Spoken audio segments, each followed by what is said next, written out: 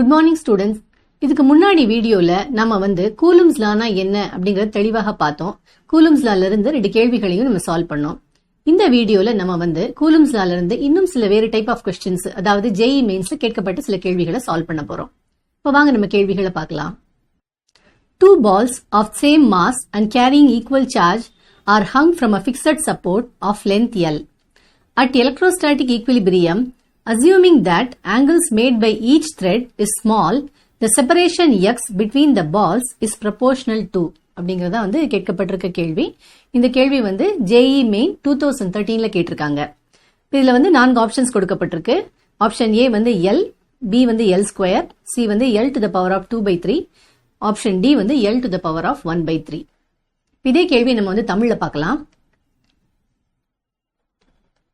ஒரே நிறை மற்றும் சம அளவு மின்னூட்டம் கொண்ட 2 பந்துகள் L நீளம் கொண்ட ஒரு நிலையான பிடிமானத்திலிருந்து தொங்க விடப்பட்டுள்ளன.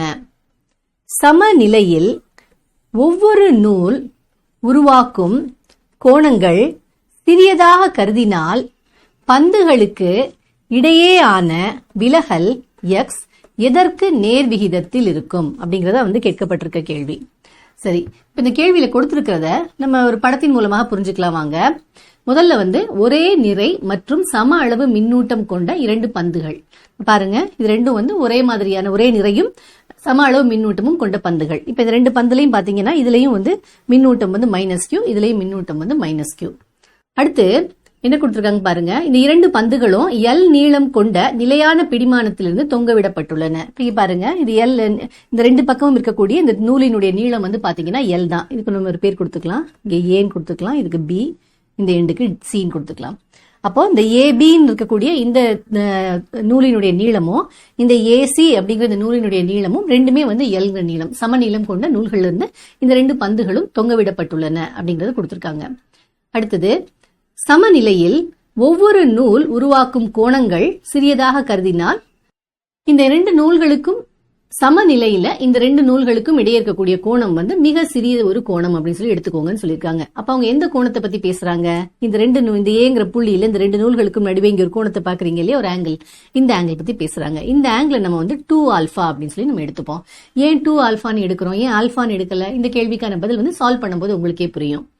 சரி, இப்ப என்ன கேக்குறாங்கன்னா, அப்படி இருந்ததுன்னா இந்த கோணம் ஒரு மிக சிறிய கோணமாக இருந்தது அப்படின்னா இந்த பந்துகளுக்கு இடையேயான விலகல் x எதற்கு நேர்விகிதத்தில் இருக்கும்? அப்ப இந்த 2 நூல்களுக்கும் இடையே ஒரு கோணம் இருக்கு. அந்த 2 பந்துகளும் விலக்கு விசை, ரெண்டுமே ஒரே மின்னூட்டம் இல்லையே, ஒரே வகையான மின்னூட்டம், ரெண்டுமே என்னது, ரெண்டுமே நெகட்டிவ் சார்ஜ்.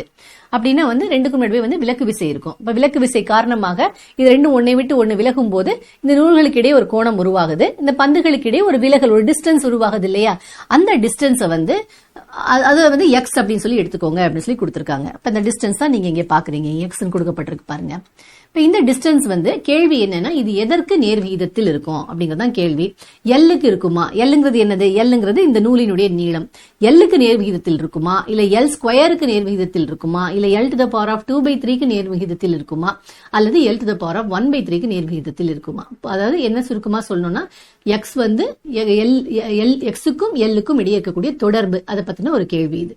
இந்த கேள்வி எதை பத்தி சொல்லியிருக்காங்க? இந்த பந்து சமநிலையில் அடையிறத பத்தி சொல்லியிருக்காங்க. அப்போ ஒரு பந்து சமநிலையை அடையுது அப்படி பந்து அல்லது ஒரு பொருள் சமநிலையை அடையும் போது அதன் மீது இருக்கக்கூடிய நிகர விசை என்னவாக இருக்கும்? சுழியாக இருக்கும் இல்லையா? அப்போ இந்த 2 பந்துகள் ஏதோ ஒரு பந்தை எடுத்துக்கிட்டு அந்த பந்தின் மீது செயல்படக்கூடிய எல்லா விசைகளும் என்ன அப்படிங்கறத நம்ம கண்டுபிடிச்சு அந்த எல்லா விசைகளையும் நம்ம வெக்டர் அடிஷன் பண்ணும்போது நமக்கு அந்த பந்தின் மீது செயல்படக்கூடிய நிகர விசை, நெட் ஃபோர்ஸ் என்ன அப்படின்னு சொல்லி கிடைக்கும். இப்ப சமநிலைக்கு இந்த பந்து வந்துருச்சு அப்படின்னு சொல்லி சொல்றாங்க. அப்ப சமநிலையில இருக்கு அப்படின்னா அந்த நிகர விசை 0. இப்ப நம்ம எல்லாத்தையும் ஆட் பண்ணி அந்த விசை நம்ம 0ன்னு போடலாம். போடும்போது நமக்கு இந்த எக்ஸுக்கும் எல்லுக்கும் இடையே இருக்கக்கூடிய தொடர்பை நம்ம கண்டுபிடிக்கலாம். சரி, அப்ப முதல்ல நம்ம என்ன பண்ணலாம் அப்படின்னா, இந்த பந்தின் நம்ம 2வது பந்தை நம்ம எடுத்துப்போம். அந்த பந்தின் மீது செயல்படக்கூடிய விசைகள் எல்லாம் பார்ப்போம். இப்ப வாங்க, பந்தின் மீது முதல்ல கீழ் நோக்கி என்ன செயல்படுது? FG vector. இது புவியீர்ப்பு விசை. அது பந்தை கீழ் நோக்கி இழுக்கிறது. அடுத்து பாருங்க, பந்தின் மீது டென்ஷன் இழுவிசை. இழுவிசைங்கிறது என்னது? இந்த நூல் இந்த பந்தின் மீது செலுத்தக்கூடிய விசை தான் இழுவிசை. அதை நீங்க இங்க டென்ஷன் டி வெக்டர் மார்க் பண்ணப்பட்டிருக்கத பாக்குறீங்க. அடுத்தபடியா இதன் மீது FE வெக்டர், இங்க FE வெக்டர் மார்க் பண்ணப்பட்டிருக்கிறது என்னன்னு பாத்தீங்கன்னா நிலைமின் விசை. இந்த இரண்டு பந்துகளுக்கும் இடையே இருக்கக்கூடிய நிலைமின் விசை. அப்போ இந்த இரண்டாவது பந்தின் மீது இந்த ஒன்றாவது பந்து ஒரு விசையை போடும். அதே மாதிரி இந்த ஒன்றாவது பந்தின் மீதும் இந்த இரண்டாவது பந்து ஒரு விசையை போடும். இப்ப நம்ம இரண்டாவது பந்து மேல இருக்கக்கூடிய விசைகள் தான் பார்த்துட்டு இருக்கோம். அப்ப நம்ம பார்க்கக்கூடிய இந்த FE வெக்டர்ங்கிறது இந்த இரண்டாவது பந்தின் மீது இந்த முதலாவது பந்து போடக்கூடிய விசை. சரி, இது வந்து நிலைமின் விசை. இப்ப இந்த 3 விசைகள் தான் இந்த பந்தின் மீது செயல்படுது இல்லையா? சரி, அப்போ இந்த பந்து இந்த 3 விசைகள் செயல்படும் போது இந்த பந்து வந்து சமநிலையில் இருக்கு அப்படின்னா இந்த 3 விசைகளும் சேர்ந்து இந்த பந்தின் மீது உருவாக்கக்கூடிய நிகர விசை வந்து சுழியாக இருக்கு அப்படிங்கறது தான் அதனுடைய அர்த்தம். இப்ப இந்த பந்தின் மீது செயல்படக்கூடிய நிகர விசைக்கு நம்ம F net வெக்டர் அப்படிங்கிற பேரை கொடுத்தோம் அப்படின்னா அது எதற்கு சமமாக இருக்கும்? அது வந்து FG vector plus FE vector plus T வெக்டருக்கு சமமாக இருக்கும் இல்லையா? இந்த 3 பந்தின் மீது செயல்படக்கூடிய இந்த 3 விசைகளையும் ஆட் பண்ணோம் அப்படின்னா அது வந்து நமக்கு பந்தின் மீது செயல்படக்கூடிய நிகர விசையை கொடுக்கும். சமநிலையில் இருக்குன்னு சொல்றதுனால இது 3ஐ ஆட் பண்ணும்போது வரக்கூடிய மதிப்பு என்னவாக இருக்கும்? 0வாக இருக்கணும். நிகர விசை சுழியாக இருக்கணும் இல்லையா? சரி, அப்ப இந்த 3 வெக்டர்ஸையும் ஃபோர்ஸ் வெக்டர்ஸையும் நம்ம வந்து ஆட் பண்ணணும் இல்லையா? அப்ப அதை ஆட் பண்றதுக்கு நம்ம என்ன பண்ணணும்? முதல்ல வந்து இதெல்லாம் பார்த்தீங்கன்னா ஒன்னொன்னு ஒரு திசைகள்ல இருக்கு. அப்ப நம்ம எல்லாத்தையும் ஒரு காமனான ஒரு டைரக்ஷன்ஸ்க்கு நம்ம மாத்திட்டோம் அப்படின்னா அதை வந்து நம்ம ஆட் பண்றது நமக்கு ஈஸியா இருக்கும். இப்ப என்ன பண்ணலாம்? எந்த டைரக்ஷன்ல நம்ம மாத்தி அமைக்கலாம் அப்படின்னு பாத்தீங்கன்னா எல்லா வெக்டர்ஸையும் நம்ம வந்து எக்ஸ் ஆக்சிஸ் உடைய டைரக்ஷன்லயோ ஒய் ஆக்சிஸ் உடைய டைரக்ஷன்லயோ நம்ம மாத்தி அமைச்சிட்டோம் அப்படின்னா நமக்கு வந்து அதை ஆட் பண்ண முடியும் இல்லையா? சரி, இப்ப நம்ம என்ன பண்ணலாம் அப்படின்னா இப்ப XY கோஆர்டினேட்ஸ் நம்ம முதல்ல பாத்துடலாம் வாங்க. இப்ப இதை நம்முடைய XY கோஆர்டினேட் சிஸ்டம். இப்ப இந்த ஆரிஜின்ல இருந்து நம்ம ரைட் நோக்கி போகும்போது அது வந்து நம்ம என்ன சொல்லுவோம்? அது வந்து பாசிட்டிவ் டைரக்ஷன் சொல்லுவோம், பாசிட்டிவ் எக்ஸ் ஆக்சிஸ் டைரக்ஷன். ஆரிஜின்ல இருந்து நம்ம லெஃப்ட் நோக்கி போகும்போது நம்ம நெகட்டிவ் எக்ஸ் ஆக்சிஸ் உடைய டைரக்ஷன் சொல்லுவோம். ஆரிஜின்ல இருந்து மேல் நோக்கி போகும்போது பாசிட்டிவ் ஒய் ஆக்சிஸ் சொல்லுவோம், கீழ் நோக்கி போகும்போது நெகட்டிவ் ஒய் ஆக்சிஸ் சொல்லுவோம். சரி, இப்ப இங்க வாங்க. இப்ப இந்த விசைகள் பாருங்க. இந்த எல்லா இந்த 3 விசைகளையும் நம்ம வந்து எக்ஸ் ஆக்சிஸ் உடைய டைரக்ஷன் அல்லது ஒய் ஆக்சிஸ் உடைய டைரக்ஷன்ல மாத்தி அமைக்கணும், அல்லது அதோடைய கூறுகளை அந்த டைரக்ஷன்ல நம்ம கண்டுபிடிக்கணும் இல்லையா? சரி, இப்ப ஒரு விசையா எடுத்துக்கிட்டு அதை வந்து மாத்தி அமைக்கணுமா அப்படிங்கறத நம்ம பார்க்கலாம். முதல்ல புவியீர்ப்பு விசை பாருங்க, FG வெக்டர். இது வந்து எந்த டைரக்ஷன்ல இருக்கு? கீழ் நோக்கி இருக்கு இல்லையா? இது வந்து நெகட்டிவ் ஒய் ஆக்சிஸ் உடைய டைரக்ஷன்ல இருக்கு. அப்ப ஏற்கனவே இது வந்து ஒய் அச்சினுடைய டைரக்ஷன்ல இருக்கு, அதனால இது வந்து மாத்தி அமைக்க வேண்டியது இல்ல. அடுத்து FE வெக்டர் பாருங்க, அது எந்த டைரக்ஷன்ல இருக்கு? அது வந்து நம்ம இந்த ஆதி புள்ளின்னு எடுத்துக்கிட்டோம் அப்படின்னா இங்க இருந்து எந்த டைரக்ஷன்ல இருக்கு? ரைட் சைடு நோக்கி போகுது இல்லையா? அப்ப அது வந்து பாசிட்டிவ் எக்ஸ் ஆக்சிஸ் உடைய டைரக்ஷன்ல இருக்கு. அப்ப அதையும் வந்து மாத்தி அமைக்க வேண்டிய அவசியம் இல்ல. இப்ப மீதி இருக்கக்கூடிய இந்த டென்ஷன் வந்து எக்ஸ் அச்சினுடைய திசை ஒய் அச்சினுடைய திசையில இல்ல. அப்ப நம்ம இந்த டென்ஷன் வெக்டரினுடைய கூறுகளை எக்ஸ் ஆக்சிஸ் உடைய டைரக்ஷன்லயும் ஒய் ஆக்சிஸ் உடைய டைரக்ஷன்லயும் நம்ம கண்டுபிடிச்சிட்டோம் அப்படின்னா அப்புறம் நமக்கு எல்லா ஃபோர்ஸ் வெக்டர்ஸுமே எக்ஸ் ஆக்சிஸ்லயும் ஒய் ஆக்சிஸ்லயும் கிடைச்சிரும். அதுக்கப்புறம் நம்ம வந்து என்ன பண்ணலாம்? எக்ஸ் ஆக்சிஸ்ல இருக்கக்கூடியதெல்லாம் ஆட் பண்ணலாம், ஒய் ஆக்சிஸ்ல இருக்கக்கூடியதெல்லாம் தனித்தனியா ஆட் பண்ணலாம். பண்ணிட்டு நிகர விசை சுழி அப்படின்னு சொல்லி போடலாம். சரி, இப்ப முதல்ல வந்து டென்ஷன் வெக்டரை வந்து நம்ம எப்படி வந்து ரிசால்வ் பண்றது அப்படிங்கறத பாப்போம். மத்த வெக்டர் FG வெக்டர் FE வெக்டர்லாம் நம்ம மறைச்சிக்கலாம் இப்போ. சரி, இப்ப இந்த டென்ஷன் வெக்டர் நம்ம வந்து ரிசால்வ் பண்ண போறோம். எக்ஸ் ஆக்சிஸ்லயும் ஒய் ஆக்சிஸ்லயும் இதோட கூறுகள் என்ன அப்படிங்கறத நம்ம வந்து கண்டுபிடிக்க போறோம். அதை கண்டுபிடிக்கணும் அப்படின்னா இந்த வெக்டர் வந்து எக்ஸ் ஆக்சிஸோடய ஒய் ஆக்சிஸோடய உருவாக்கக்கூடிய கோணம் வந்து நமக்கு தெரியணும், அந்த ஆங்கிள் வந்து நமக்கு தெரியணும். அந்த ஆங்கிளை கண்டுபிடிக்கிறதுக்கு நம்ம என்ன பண்ண போறோம் அப்படின்னா இது ஒய் ஆக்சிஸோட உருவாக்கக்கூடிய கோணம் வந்து என்னவாக இருக்கும் அப்படின்னு பாத்தீங்கன்னா பாருங்க. இப்ப நான் வந்து இந்த ஏங்கிற புள்ளியிலிருந்து இந்த BC அப்படிங்கிற இந்த லைனுக்கு ஒரு பெர்பெண்டிகுலர் பைசெக்டர் வந்து வரைஞ்சிருக்கேன். பெர்பெண்டிகுலர் பைசெக்டர்னா 90 டிகிரியில இதை வந்து கட் பண்ணக்கூடிய ஒரு இரண்டு சம பகுதிகளாக கட் பண்ணக்கூடிய லைன். இந்த ABCங்கிற ட்ரையாங்கிள் வந்து இது ஒரு எப்படிப்பட்ட ட்ரையாங்கிள்? இது வந்து ஒரு ஐசாஸ்லஸ் ட்ரையாங்கிள், இரு சமபக்க முக்கோணம். இது ஏன் இரு சமபக்க முக்கோணம்? இங்க பாருங்க, இந்த ஒரு சைடு ABங்கிற சைடுடைய லென்த்தும் L தான், இந்த ACங்கிற சைடுடைய லென்த்தும் L தான். இப்ப ரெண்டு சைடுடைய லென்த் வந்து சமமாக இருந்தா அதை நம்ம இரு சமபக்க முக்கோணம்னு சொல்லுவோம் இல்லையா? சரி, ஒரு இரு சமபக்க முக்கோணத்துல இந்த வெர்டெக்ஸ் ஏல இருந்து நான் ஒரு பெர்பெண்டிகுலர் பைசெக்டர் வரையும் போது அது இந்த ஆங்கிள் ஏவையும் வந்து 2 சரி பாதியாக பிரிக்கும். அப்படின்னா இந்த மொத்த ஆங்கிள் வந்து 2 ஆல்பாவாக இருந்தா இந்த பாதி ஆங்கிள் வந்து எவ்வளவாக இருக்கும்? ஆல்பாவாக இருக்கும். நான் ஏன் இந்த பாதி ஆங்கிளை வந்து கண்டுபிடிக்கணும்னு நினைக்கிறேன், எனக்கு ஏன் இந்த பாதி ஆங்கிள் மேல இன்ட்ரெஸ்ட் இருக்கு அப்படின்னு பாத்தீங்கன்னா இந்த பாதி ஆங்கிள்ங்கிறது இந்த ஆல்பாங்கிற ஆங்கிள்ங்கிறது என்னது அப்படின்னு பாத்தீங்கன்னா இப்ப பாருங்க, இப்ப நான் இந்த T வெக்டர் இருக்கு இல்லையா, அதோட இந்த y ஆக்சிஸை நான் வந்து வரைஞ்சிருக்கேன். இந்த ஆல்பாங்கிற ஆங்கிள் இருக்கு இல்லையா, இந்த ஆங்கிள் வந்து எது, ஒய் ஆக்சிஸுக்கும் இந்த டி வெக்டருக்குரிய லைனுக்கும் இடையே இருக்கக்கூடிய ஆங்கிள். அப்ப இந்த ஆங்கிள் வந்து ஆல்பாவாக இருந்தா இந்த ஆங்கிள் என்னவாக இருக்கும், இதுவும் ஆல்பாவாக தான் இருக்கும் இல்லையா. ஏன்னா இதுவும் பாத்தீங்கன்னா அதே டி வெக்டர் இருக்கக்கூடிய லைனுக்கும் வெர்டிக்கல் ஆக்சிஸ் ஒய் ஆக்சிஸ்க்கும் இடையே இருக்கக்கூடிய கோணம் தான் இல்லையா. அப்ப இது ஆல்பாவாக இருந்தா இதுவும் வந்து ஆல்பாவாக தான் இருக்கும். அதுக்காக தான் நான் வந்து பாதியாக பிரிச்சு இந்த ஆங்கிள் வந்து ஆல்பான்னு எடுத்துக்கிட்டேன். இந்த காரணத்துக்காக தான் நான் இந்த வந்து மொத்த ஆங்கிள் வந்து 2 ஆல்பான்னு எடுத்துக்கிட்டேன். ஏன்னா நம்ம ஆல்பான்னு எடுத்தோம்னா பாதியா பிரிக்கும் போது ஆல்பா பை 2ல நம்ம போட வேண்டியிருக்கும். அதை அவாய்ட் பண்றதுக்காக தான் இங்க வந்து நான் 2 ஆல்பான்னு மொத்த ஆங்கிள் வந்து எடுத்துக்கிட்டேன். சரி, இப்ப இங்க வருவோம். இப்ப இந்த டி வெக்டருக்கும் ஒய் ஆக்சிஸ்க்கும் இடையே இருக்கக்கூடிய கோணம் வந்து ஆல்பா.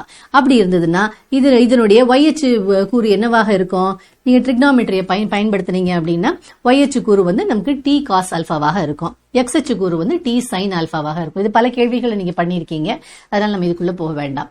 சரி, இப்ப நம்ம டி வெக்டரை எக்ஸ் அச்சு டைரக்ஷன்ல அதோட கூறு என்ன, ஒய் ஆக்சிஸ் உடைய டைரக்ஷன்ல அதோட கூறு என்ன அப்படிங்கறத கண்டுபிடிச்சிட்டோம். இப்ப நமக்கு எல்லா விசைகளும் இந்த பந்து மீது செயல்படக்கூடிய எல்லா விசைகளும் எக்ஸ் ஆக்சிஸ் உடைய டைரக்ஷன்லயும் ஒய் ஆக்சிஸ் உடைய டைரக்ஷன்லயும் கிடைச்சிருச்சு. இனி நம்ம என்ன பண்ணலாம், இது எல்லாத்தையும் ஆட் பண்ணிட்டு நிகர விசை சுழின்னு போடலாம் இல்லையா. பாருங்க, இப்ப இது பந்தின் மீது செயல்படக்கூடிய எல்லா விசைகளும் இருக்கு. இப்ப முதல்ல நம்ம என்ன பண்ணலாம் அப்படின்னா எக்ஸ் ஆக்சிஸ் டைரக்ஷன்ல இந்த பந்தின் மீது செயல்படக்கூடிய விசைகள் எல்லாத்தையும் ஆட் பண்ணலாம். இப்ப பாருங்க, எக்ஸ் ஆக்சிஸ் உடைய டைரக்ஷன்ல இந்த பந்தின் மீது 2 விசைகள் செயல்படுது. ஒன்னு வந்து இந்த நிலைமின் விசை Fe வெக்டர், இன்னொன்னு வந்து டென்ஷனுடைய X axis component T sign alpha. ஆனா ரெண்டுமே என்னென்ன டைரக்ஷன்ல இருக்கு, ரெண்டுமே வந்து எதிரெதிர் திசையில இருக்கு அப்படிங்கறத நீங்க பாக்குறீங்க இல்லையா. Fe வெக்டர் வந்து பாசிட்டிவ் எக்ஸ் ஆக்சிஸ் உடைய டைரக்ஷன்ல இருக்கு, டி சைன் ஆல்பா பாருங்க இந்த டைரக்ஷன்ல நெகட்டிவ் எக்ஸ் ஆக்சிஸ் உடைய டைரக்ஷன்ல இருக்கு. அப்படின்னா ரெண்டுமே வந்து ஆப்போசிட் டைரக்ஷன்ல இருக்கு. அப்போ இந்த பந்தின் மீது இருக்கக்கூடிய நிகர விசை வந்து சுழியாக இருக்கு அப்படின்னு நம்ம சொல்றோம் அப்படின்னா என்ன அர்த்தம், இந்த பந்தின் மீது எந்த திசையில எடுத்தாலுமே நிகர விசை சுழியாக இருக்கணும். எக்ஸ் ஆக்சிஸ் டைரக்ஷன்ல எடுத்தாலும் எக்ஸ் ஆக்சிஸ்லயும் நிகர விசை சுழியாக இருக்கணும், ஒய் ஆக்சிஸ்லயும் நிகர விசை சுழியாக இருக்கணும். அப்போ எக்ஸ் ஆக்சிஸ் டைரக்ஷன்ல நிகர விசை சுழியாக இருக்கணும் அப்படின்னா நம்ம என்ன சொல்லலாம், இந்த Fe வெக்டரினுடைய எண் மதிப்பு Fe equal to T sine ஆல்பாக்கு சமமாக இருக்குன்னு நம்ம சொல்லலாமா. ஏன்னா ரெண்டுமே எதிரெதிர் திசையில இருக்குன்னு பாக்குறோம். அப்ப அதனுடைய எண் மதிப்பு சமமாக இருந்தா தானே ரெண்டும் ஒன்னு கேன்சல் பண்ணோம் இல்லையா. அப்ப Fe equal to T sine ஆல்பான்னு எழுதலாமா. சரி, அதே போல ஒய் ஆக்சிஸ் டைரக்ஷன்ல எடுத்துக்கோங்க. ஒய் ஆக்சிஸ் டைரக்ஷன்ல 2 விசைகள் இருக்கு. ஒன்னு வந்து புவியீர்ப்பு விசை Fg, இன்னொன்னு வந்து மேல் நோக்கி இருக்கக்கூடிய டென்ஷன் இழு விசையினுடைய ஒய் ஆக்சிஸ் காம்பனன்ட். ரெண்டும் பாருங்க ரெண்டு எதிரெதிர் திசையில இருக்கு. அப்படின்னா ஒய் அச்சினுடைய திசையில நிகர விசை சுழியாக இருக்கணும் அப்படின்னா இந்த Fg வந்து டி காஸ் ஆல்பாக்கு சமமாக இருக்கணும் இல்லையா. அப்பதானே நிகர விசை சுழியாக இருக்க முடியும். அப்ப நம்ம என்ன எழுதலாம்னா Fg equal to T cos alpha அப்படின்னு சொல்லி நம்ம எழுதலாம். சரி, இப்ப இது நம்ம என்ன, இது ரெண்டையும் நம்ம வந்து இது நம்மளுடைய ஈக்குவேஷன் 1 அப்படின்னு சொல்லி எடுத்துப்போம், இது நம்மளுடைய ஈக்குவேஷன் 2 அப்படின்னு சொல்லி எடுத்துப்போம். இப்ப நம்ம என்ன பண்ணலாம்னா ஈக்குவேஷன் 1 டிவைடட் பை ஈக்குவேஷன் 2 பண்ணலாம். இது ஏன் பண்றோம் அப்படின்னா இதை பண்ணும்போது நம்ம டீங்கிற காம்பனன்ட் நம்ம இதுல இந்த ஈக்குவேஷன்ல இருந்து எடுத்துடலாம். சரி, அதுக்காக நம்ம இதை பண்றோம். சரி, இப்ப பண்ணும்போது என்ன கிடைக்குது, Fe divided by Fg equal to T sign alpha divided by T cos alpha. இப்ப டி கேன்சல் ஆயிடுது. இப்ப மிச்சம் நமக்கு என்ன இருக்கு, Fe divided by Fg equal to tan alpha அப்படின்னு நமக்கு கிடைக்குதா. சரி, இப்ப நம்ம என்ன பண்ணணும், நம்ம என்ன கண்டுபிடிக்கணும், எக்ஸுக்கும் எல்லுக்கும் இடையே இருக்கக்கூடிய தொடர்பு கண்டுபிடிக்கணும். அப்ப இதுல இருக்கக்கூடிய இந்த Fe, Fg, tan ஆல்பா எல்லாத்துக்கும் வந்து ஃபார்முலாக்களை சப்ஸ்டியூட் பண்ணோம் அப்படின்னா எக்ஸுக்கும் எல்லுக்குமான தொடர்பு நம்ம வந்து கண்டுபிடிக்கலாம். முதல்ல Fe என்னது, Feங்கிறது நிலைமின் விசை இல்லையா, அதனுடைய மதிப்பு என்னது 1/4 பை எப்சிலான் நாட், அப்புறம் Q1 Q2 divided by R square. இப்போ 1/4 பை எப்சிலான் நாட் நான் K அப்படின்னு சொல்லி வச்சுக்கிறேன். முதல்ல நான் எக்ஸ்பேண்ட் பண்ணல, தேவைப்பட்டா எக்ஸ்பேண்ட் பண்ணிக்கலாம். அதை K இன்டூ Q1 Q2. அப்ப இந்த ரெண்டு பந்துகளுடைய மின்னூட்டத்தினுடைய எண் மதிப்பினுடைய ப்ராடக்ட் பெருக்கல் பலன் இல்லையா. அப்ப நம்ம என்ன எழுதுவோம், Q இன்டூ Q. அப்ப Q ஸ்கொயர் டிவைடட் பை ரெண்டுக்கும் நடுவில் இருக்கக்கூடிய டிஸ்டன்ஸ், ரெண்டுக்கும் நடுவில் இருக்கக்கூடிய டிஸ்டன்ஸ் எவ்வளவு, இந்த எக்ஸ் இல்லையா, டிவைடட் பை எக்ஸ் ஸ்கொயர். இதான் Fe. இப்ப Fg னுடைய மதிப்பு எவ்வளவு, Fgங்கிறது என்னது, புவியீர்ப்பு விசை, அதனுடைய மதிப்பு என்ன, பொருளினுடைய நிறை multiplied by acceleration due to gravity, புவியீர்ப்பு விசையினால் உண்டான முடுக்கம், அதை நம்ம ஜின்னு சொல்லுவோம் இல்லையா, அதாவது m இன்டூ ஜி. சரி, அப்போ Fe, Fg குரிய மதிப்புகள் நமக்கு கிடைச்சிருச்சு. அடுத்து நம்ம வந்து tan ஆல்பாக்குரிய மதிப்புகளை கண்டுபிடிக்கலாம். சரி, ஆல்பாங்கிறது என்ன ஆங்கிள், ஆல்பாங்கிறது இந்த பாதி ஆங்கிள் அப்படிங்கறத நம்ம ஏற்கனவே பார்த்தோம் இல்லையா. அப்போ tan ஆல்பாங்கிறது என்னது, tan ஆல்பாங்கிறது ஃபார்முலா தெரியும் இல்லையா உங்களுக்கு, opposite side divided by adjacent side. அப்போ ஆல்பாக்கு ஆப்போசிட் சைடு என்னது? ஆல்பாக்கு ஆப்போசிட் சைடு வந்து இந்த நீளம் இல்லையா, இந்த பாதி நீளம். இதுக்கு நம்ம ஒரு பேர் டின்னு கொடுத்துக்கலாம். அப்ப டிசிங்கிற நீளம். நம்ம ஏற்கனவே பேசணும், இந்த ஏடிங்கிற லைன் வந்து ஒரு பெர்பெண்டிகுலர் பைசெக்டர் வரையணும் அப்படின்னு சொல்லி பேசணும். அப்படின்னா என்ன பண்ணும்? பைசெக்டர்னா வந்து இந்த பிசிங்கிற லைனை 2 சரி பாதியாக பிரிக்கும். அப்படின்னா இந்த டிசி வந்து எவ்வளவா இருக்கணும்? மொத்த நீளம் பிசி வந்து எக்ஸ்னா அதுல பாதி நீளம் டிசி வந்து x/2 இல்லையா? அப்ப நம்ம ஆப்போசிட் சைடு என்ன சொல்லலாம்? x/2 அப்படின்னு சொல்லலாம். Divided by adjacent side. Adjacent side இந்த ஆல்பாக்கு அட்ஜசன்ட் சைடு இந்த ஏடிங்கிற நீளம் இல்லையா, இந்த ஏடி இந்த நீளம் தான் அட்ஜசன்ட் சைடு. சரி, இப்ப நம்ம வந்து பித்தகாரஸ் தியரத்தை பயன்படுத்தி இந்த ஏடியினுடைய நீளம் கண்டுபிடிக்கலாம் இல்லையா? ஏன்னா நமக்கு டிசியுடைய நீளம் வந்து நமக்கு தெரியும் x/2ன்னு, அதே மாதிரி ஏசியுடைய நீளம் வந்து L நமக்கு தெரியும். அப்ப இந்த இன்னொரு side of the triangle, right angle triangle ஏடியினுடைய நீளம் வந்து என்னவாக இருக்கும்? பித்தகாரஸ் தியரம் படி நம்ம எழுதணும் அப்படின்னா ஏடி equal to square root of hypotenuse square minus அந்த இன்னொரு சைடு உடைய ஸ்கொயர் இல்லையா, x/2 உடைய ஸ்கொயர். அதாவது AD equal to square root of L square minus x square divided by 4. சரி, இப்ப இதுல பாத்தீங்கன்னா இப்ப இந்த கேள்வியில ஒரு முக்கியமான ஒரு க்ளூ கொடுத்திருந்தாங்க இல்லையா? என்ன சொல்லியிருந்தாங்க? இந்த 2 நூல்களுக்கும் இடையே இருக்கக்கூடிய கோணம் வந்து மிகவும் குறைவான ஒரு கோணம்னு கொடுத்திருந்தாங்க. அப்ப அந்த கோணம் மிகவும் குறைவாக இருக்கு அப்படின்னா அந்த விலகல் எக்ஸும் வந்து மிகவும் சிறிய வேல்யூவா தான் இருக்கும் இல்லையா? ஏன்னா அது கோணம் எவ்வளவுக்கு அதிகமாகதோ விலகல் அவ்வளவுக்கு அதிகமாக இருக்கும் இல்லையா? அப்ப கோணம் மிகவும் குறைவாக இருக்கு அப்படின்னா இன்னொரு அர்த்தம் என்ன? அந்த விலகலும் மிகவும் குறைவு. அதாவது எக்ஸினுடைய மதிப்பும் வந்து மிக மிக குறைவு. அப்படின்னா நம்ம என்ன அசியூம் பண்ணலாம் அப்படின்னா இந்த எல் ஸ்கொயரை காட்டிலும் எக்ஸ் வந்து மிகவும் குறைவாக இருக்கும். இந்த x square by 4 டேர்ம் வந்து மிகவும் குறைவாக இருக்கும் நம்ம எடுத்துக்கலாம். அப்படி நம்ம எடுத்துக்கும் போது இந்த ஏடியை நம்ம என்ன சொல்லலாம்? Square root of L square minus X square by 4ல இந்த எக்ஸ் ஸ்கொயர் பை 4 நம்ம நெக்லிஜிபிள் மிகவும் புறக்கணிக்கத்தக்க ஒரு சிறிய மதிப்புன்னு எடுத்துக்கிறனால ஏடி ஈக்குவல் டு எல் ஸ்கொயர்னு எடுத்துக்கலாம். அதாவது square root of L square, அதாவது ஏடியுடைய நீளம் வந்து ஏறத்தாழ எல்லுக்கு சமமாக இருக்கும் இல்லையா? இங்க பாருங்க, இந்த 2 ஆங்கிள் ஏங்கிற ஆங்கிள் வந்து மிகவும் சிறிய ஆங்கிள் அப்படின்னா இந்த ஏபிக்கும் ஏசிக்கும் ஏடிக்கும் நடுவில் பெரிய வித்தியாசம் இருக்க முடியாது இல்லையா? ஒரு சின்ன கோணம் தான். அப்படிங்கும் போது இதுவும் ஏறத்தாழ இதோட லென்த்தும் வந்து இந்த ஏடியோட லென்த்தும் வந்து ஏபி ஏசியோட லென்த்துக்கு சமமாக தான் இருக்கும் இல்லையா? ஏறத்தாழ அப்ராக்சிமேட்லி. சோ அப்ப வந்து நம்ம ஏடியை வந்து நம்ம அப்ராக்சிமேட்லி ஈக்குவல் டு எல் அப்படின்னு சொல்லி நம்ம வந்து எடுத்துக்கலாம். சரி சரி, இப்ப நம்ம என்ன பண்ணலாம் அப்படின்னா அட்ஜசன்ட் சைடுடைய மதிப்பு நம்ம கண்டுபிடிச்சிட்டோம் இல்லையா? நம்ம அதை வந்து அப்ராக்சிமேட்லி எல்னு எடுத்துக்கிறோம். அப்ப டிவைடட் பை எல் அப்படின்னா எவ்வளவு? tan alpha x by 2l.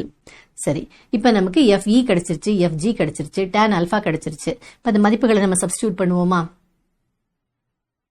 நம்ம வேல்யூஸை சப்ஸ்டிடியூட் பண்ணலாம். FE divided by FG equal to tan alpha இல்லையா? FE வந்து எவ்வளவு?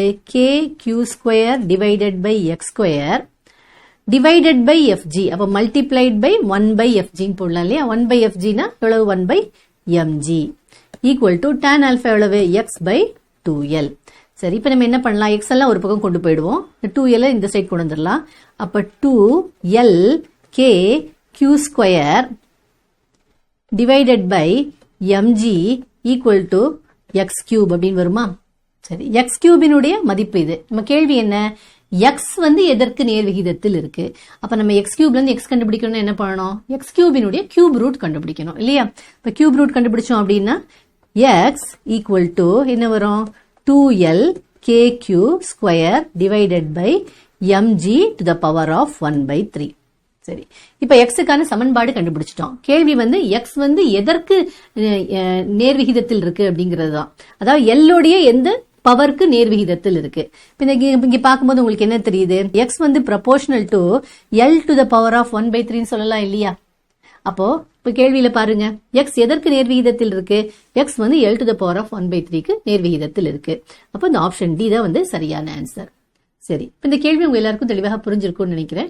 வாங்க அடுத்து இதே போல ஆனா இதை விட கொஞ்சம் வித்தியாசமான ஒரு கேள்வியை பார்க்கலாம்.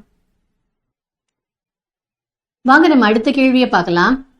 2 identical charged spheres are suspended by strings of equal lengths. The strings make an angle of 30 degrees with each other. When suspended in a liquid of density 0.8 gram per centimeter cube, the angle remains the same.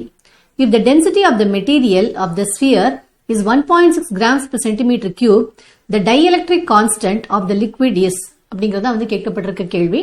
4 answers கொடுக்கப்பட்டிருக்கு, 1, 4, 3 மற்றும் 2. சரி, இப்ப இந்த கேள்வியை நம்ம தமிழ்ல பார்க்கலாம். 2 ஒத்த கோளங்கள் சம நீளம் கொண்ட சரங்களால் தொங்கவிடப்பட்டுள்ளன. சரங்கள் ஒன்றோடொன்று 30 டிகிரி கோணத்தை உருவாக்குகின்றன. 0.8 கிராம் per சென்டிமீட்டர் கியூப் அடர்த்தி கொண்ட திரவத்தில் தொங்கவிடும் போது சரங்களுக்கு இடையே உள்ள கோணம் மாறாமல் இருக்கிறது. கோளம் செய்யப்பட்டுள்ள பொருளின் அடர்த்தி 1.6 கிராம் per சென்டிமீட்டர் கியூப் எனில் திரவத்தின் மின்கடத்தா மாறிலி எவ்வளவு அப்படிங்கறதா வந்து கேட்கப்பட்டிருக்க கேள்வி. இப்ப இந்த கேள்வியில் என்ன கேட்டிருக்காங்க, ஒரு திரவத்தினுடைய மின்கடத்தா மாறிலி எவ்வளவு அப்படின்னு சொல்லி கேட்டிருக்காங்க. இப்ப முதல்ல மின்கடத்தா மாறிலின்னா என்ன அப்படிங்கிறது நமக்கு வந்து புரியணும். இப்ப வாங்க அதை நம்ம தெரிஞ்சுக்கலாம். பொதுவா பொருட்களை வந்து அவற்றினுடைய மின் கடத்தக்கூடிய தன்மையை பொறுத்து நாம வந்து 3 வகையாக பிரிக்கலாம். என்னென்னா, முதல்ல கண்டக்டர்ஸ் அதாவது கடத்திகள், அப்புறம் நான் கண்டக்டர்ஸ் அதாவது காப்பான்கள், மூன்றாவதாக செமி கண்டக்டர்ஸ் அதாவது குறைக்கடத்திகள். கண்டக்டர்ஸ் அதாவது கடத்திகள் அப்படின்னா நன்றாக மின்னோட்டத்தை கடத்தக்கூடிய தன்மை கொண்டது, அதுதான் வந்து கண்டக்டர்ஸ். இப்ப இது மின்னோட்டத்தை கடத்துது அப்படின்னா அதற்கு என்ன காரணம்? அதற்கு காரணம் வந்து அதுல இருக்கக்கூடிய ஃப்ரீ சார்ஜஸ் அல்லது கட்டுரா எலக்ட்ரான்கள். அந்த கட்டுரா எலக்ட்ரான்களுடைய எண்ணிக்கை வந்து பார்த்தோம் அப்படின்னா ஒரு கண்டக்டர்ல வந்து நமக்கு 1 சென்டிமீட்டர் கியூப்ல நம்ம எடுத்துக்கிட்டோம் அப்படின்னா 1 சென்டிமீட்டர் கியூப் பருமன்ல எடுத்துக்கிட்டோம் அப்படின்னா 10 to the power of 22 இருந்து 10 to the power of 29 free electrons இருக்கும். அதே போல ஒரு நான் கண்டக்டர்ல எடுத்துக்கிட்டோம் அப்படின்னா இந்த ஃப்ரீ எலக்ட்ரான்ஸ் எண்ணிக்கை வந்து மிகவும் குறைவாக இருக்கும். ஆல்மோஸ்ட் நெக்லிஜிபிள், அதாவது புறக்கணிக்கத்தக்க ஒரு அளவு தான் இருக்கும் அப்படின்னு சொல்லி நம்ம சொல்லலாம். நெக்லிஜிபிள் அப்படின்னு சொல்லி நம்ம சொல்லலாம். அடுத்தபடியா குறைக்கடத்திகள்ல பாத்தீங்க அப்படின்னா குறைக்கடத்திகளுடைய மின் கடத்தக்கூடிய தன்மை வந்து கண்டக்டர்ஸ்க்கும் நான் கண்டக்டர்ஸ்க்கும் நடுவுல இருக்கும். இப்ப இதுல வந்து இருக்கக்கூடிய ஃப்ரீ எலக்ட்ரான்ஸ் வந்து எவ்வளவு இருக்கும் அப்படின்னு பாத்தீங்கன்னா 1 சென்டிமீட்டர் கியூப் பருமன்ல வந்து 10 to the power of 10 இருந்து 10 to the power of 17 free electrons வந்து இருக்கும். சரி, ஒரு மின் கடத்திய ஒரு புற மின்புலத்துல வைக்கும் போது அதுல இருக்கக்கூடிய ஃப்ரீ எலக்ட்ரான்ஸ் வந்து மின்புலத்தினுடைய திசைக்கு எதிர் திசையில வந்து நகர தொடங்கும். அப்படி நகர்ந்து என்ன ஆகும்னா அது வந்து ஒரு அக மின்புலத்தை உருவாக்கும். இந்த அக மின்புலத்தினுடைய மதிப்பு வந்து இந்த புற மின்புலத்திற்கு சமமாக இருக்கக்கூடிய வகையில இந்த எலக்ட்ரான்கள் வந்து உள்ளேயே வந்து அந்த கடத்திக்குள்ள வந்து தன்னுடைய பொசிஷன்ஸ் தன்னுடைய நிலைகளை வந்து மாற்றிக்கொள்ளும். அப்படி இருக்க காரணத்தினால ஒரு கடத்திக்குள்ள இருக்கக்கூடிய நிகர மின்புலம் வந்து சுழியாக இருக்கும். சரி, இது வந்து ஒரு மின் கடத்தியை பொறுத்த அளவுக்கு. இப்ப மின் கடத்தாத பொருளாக இருந்ததுன்னா அதை ஒரு புற மின்புலத்துல வைக்கும் போது அதுலதான் வந்து ஃப்ரீ எலக்ட்ரான்ஸ் இல்லையா, அதுல வந்து ஃப்ரீ சார்ஜஸ் கிடையாது. அதுல வந்து கட்டுரா எலக்ட்ரான்கள் மிக மிக குறைவாக இருக்கும். அப்படி இருக்கும்போது அப்படிப்பட்ட ஒரு மின் கடத்தாத ஒரு பொருளை நம்ம வந்து ஒரு மின் புலத்துல வைக்கும்போது ஒரு புற மின் புலத்துல வைக்கும்போது என்ன ஆகும்னா அந்த எலக்ட்ரான்கள் அந்த ஒவ்வொரு அதுக்குள்ள இருக்கக்கூடிய அந்த மின்கடத்தா பொருள் இருக்கக்கூடிய மின்கடத்தா பொருள் எதனால ஆயிருக்கும், மூலக்கூறுகள்னால ஆயிருக்கும் இல்லையா. அப்ப அதுல இருக்கக்கூடிய மூலக்கூறுகள் இருக்கக்கூடிய எலக்ட்ரான்களும் அதுல இருக்கக்கூடிய பாசிட்டிவ் சார்ஜஸும் அதாவது அந்த அணுக்கருக்குள்ள இருக்கக்கூடிய புரோட்டான்ஸும் என்ன ஆகும் அப்படின்னா அந்த புற மின் புலத்தை பொறுத்து தன்னுடைய டைரக்ஷனை வந்து மாத்திக்கும். அதாவது அது வந்து தன்னுடைய ஓரியன்டேஷனை வந்து மாத்திக்கும். இதை வந்து நம்ம என்ன சொல்லுவோம் அப்படின்னா போலரைசேஷன் அல்லது மின் முனைவாக்கம் அப்படி சொல்லி சொல்லுவோம். அப்படி செய்வதன் மூலமாக என்ன ஆகும் அப்படின்னா அது ஒரு அகமின்புலத்தை உருவாக்கும்.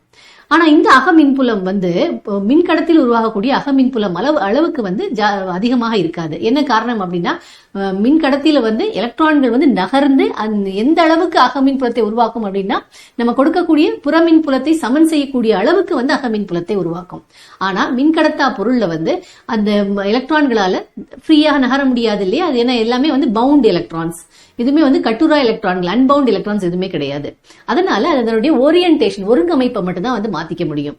அப்படி மாத்திக்கொள்ற காரணத்தினால அதுல இருக்கக்கூடிய அந்த உருவாகக்கூடிய அதன் காரணமா உருவாகக்கூடிய அந்த அக மின்புலம் வந்து புறமின்புலத்தை காட்டிலும் குறைவாக இருக்கும். ஆனா அதற்கு எதிர் திசையில இருக்கும். அதனால என்ன ஆகும் அப்படின்னு பாத்தீங்கன்னா இந்த மின்கடத்தா பொருளுக்கு உள்ள இருக்கக்கூடிய அந்த நிகர மின்புலம் இருக்கு இல்லையா, அந்த மின்புலத்தினுடைய மதிப்பு வந்து புறமின்புலத்தை காட்டிலும் குறைவாக இருக்கும். அப்போ இந்த நம்ம கொடுத்த புறமின் புலத்தினுடைய மதிப்பிற்கும் இந்த இந்த மின்கடத்தா பொருளுக்கு உள்ளே உருவான நிகர மின்புலத்தினுடைய மதிப்பிற்கும் இடையே இருக்கக்கூடிய தகவு தான் வந்து மின்கடத்தா மாறிலி அப்படின்னு சொல்லி நம்ம சொல்றோம். அது வந்து ஒரு பொருள் வந்து எந்த அளவுக்கு மின்புலத்தை, ஒரு மின்கடத்தா பொருள் வந்து எந்த அளவுக்கு மின்புலத்தை அதனுள்ளே குறைக்கிறது அல்லது அதனுள்ளே எந்த அளவுக்கு குறைவான ஒரு நிகர மின்புலத்தை உருவாக்குகிறது அப்படிங்கறத காட்டக்கூடிய ஒரு மதிப்பு தான் இல்லையா, அததான் வந்து மின் கடத்தா மாறிலி அல்லது டை எலக்ட்ரிக் கான்ஸ்டன்ட் அப்படின்னு சொல்லி சொல்றோம். சரி, இப்ப இதுல வந்து நான் கண்டக்டர்ஸ் எடுத்துக்கிட்டோம், மின்கடத்தா பொருட்கள் எடுத்துக்கிட்டோம் அப்படின்னா அதுல வந்து 2 வகையான மூலக்கூறுகள் இருக்கலாம். அது என்னென்ன அப்படிங்கறத பார்க்கலாம். நான் போலார் மாலிக்யூல்ஸ், அதாவது மின் முனைவு அற்ற மூலக்கூறுகள். அதாவது அந்த மூலக்கூறுகள்ல வந்து மின் முனைகள், எலக்ட்ரிக் போல்ஸ் வந்து இருக்காது. எலக்ட்ரிக் போல்ஸ்னா என்னது?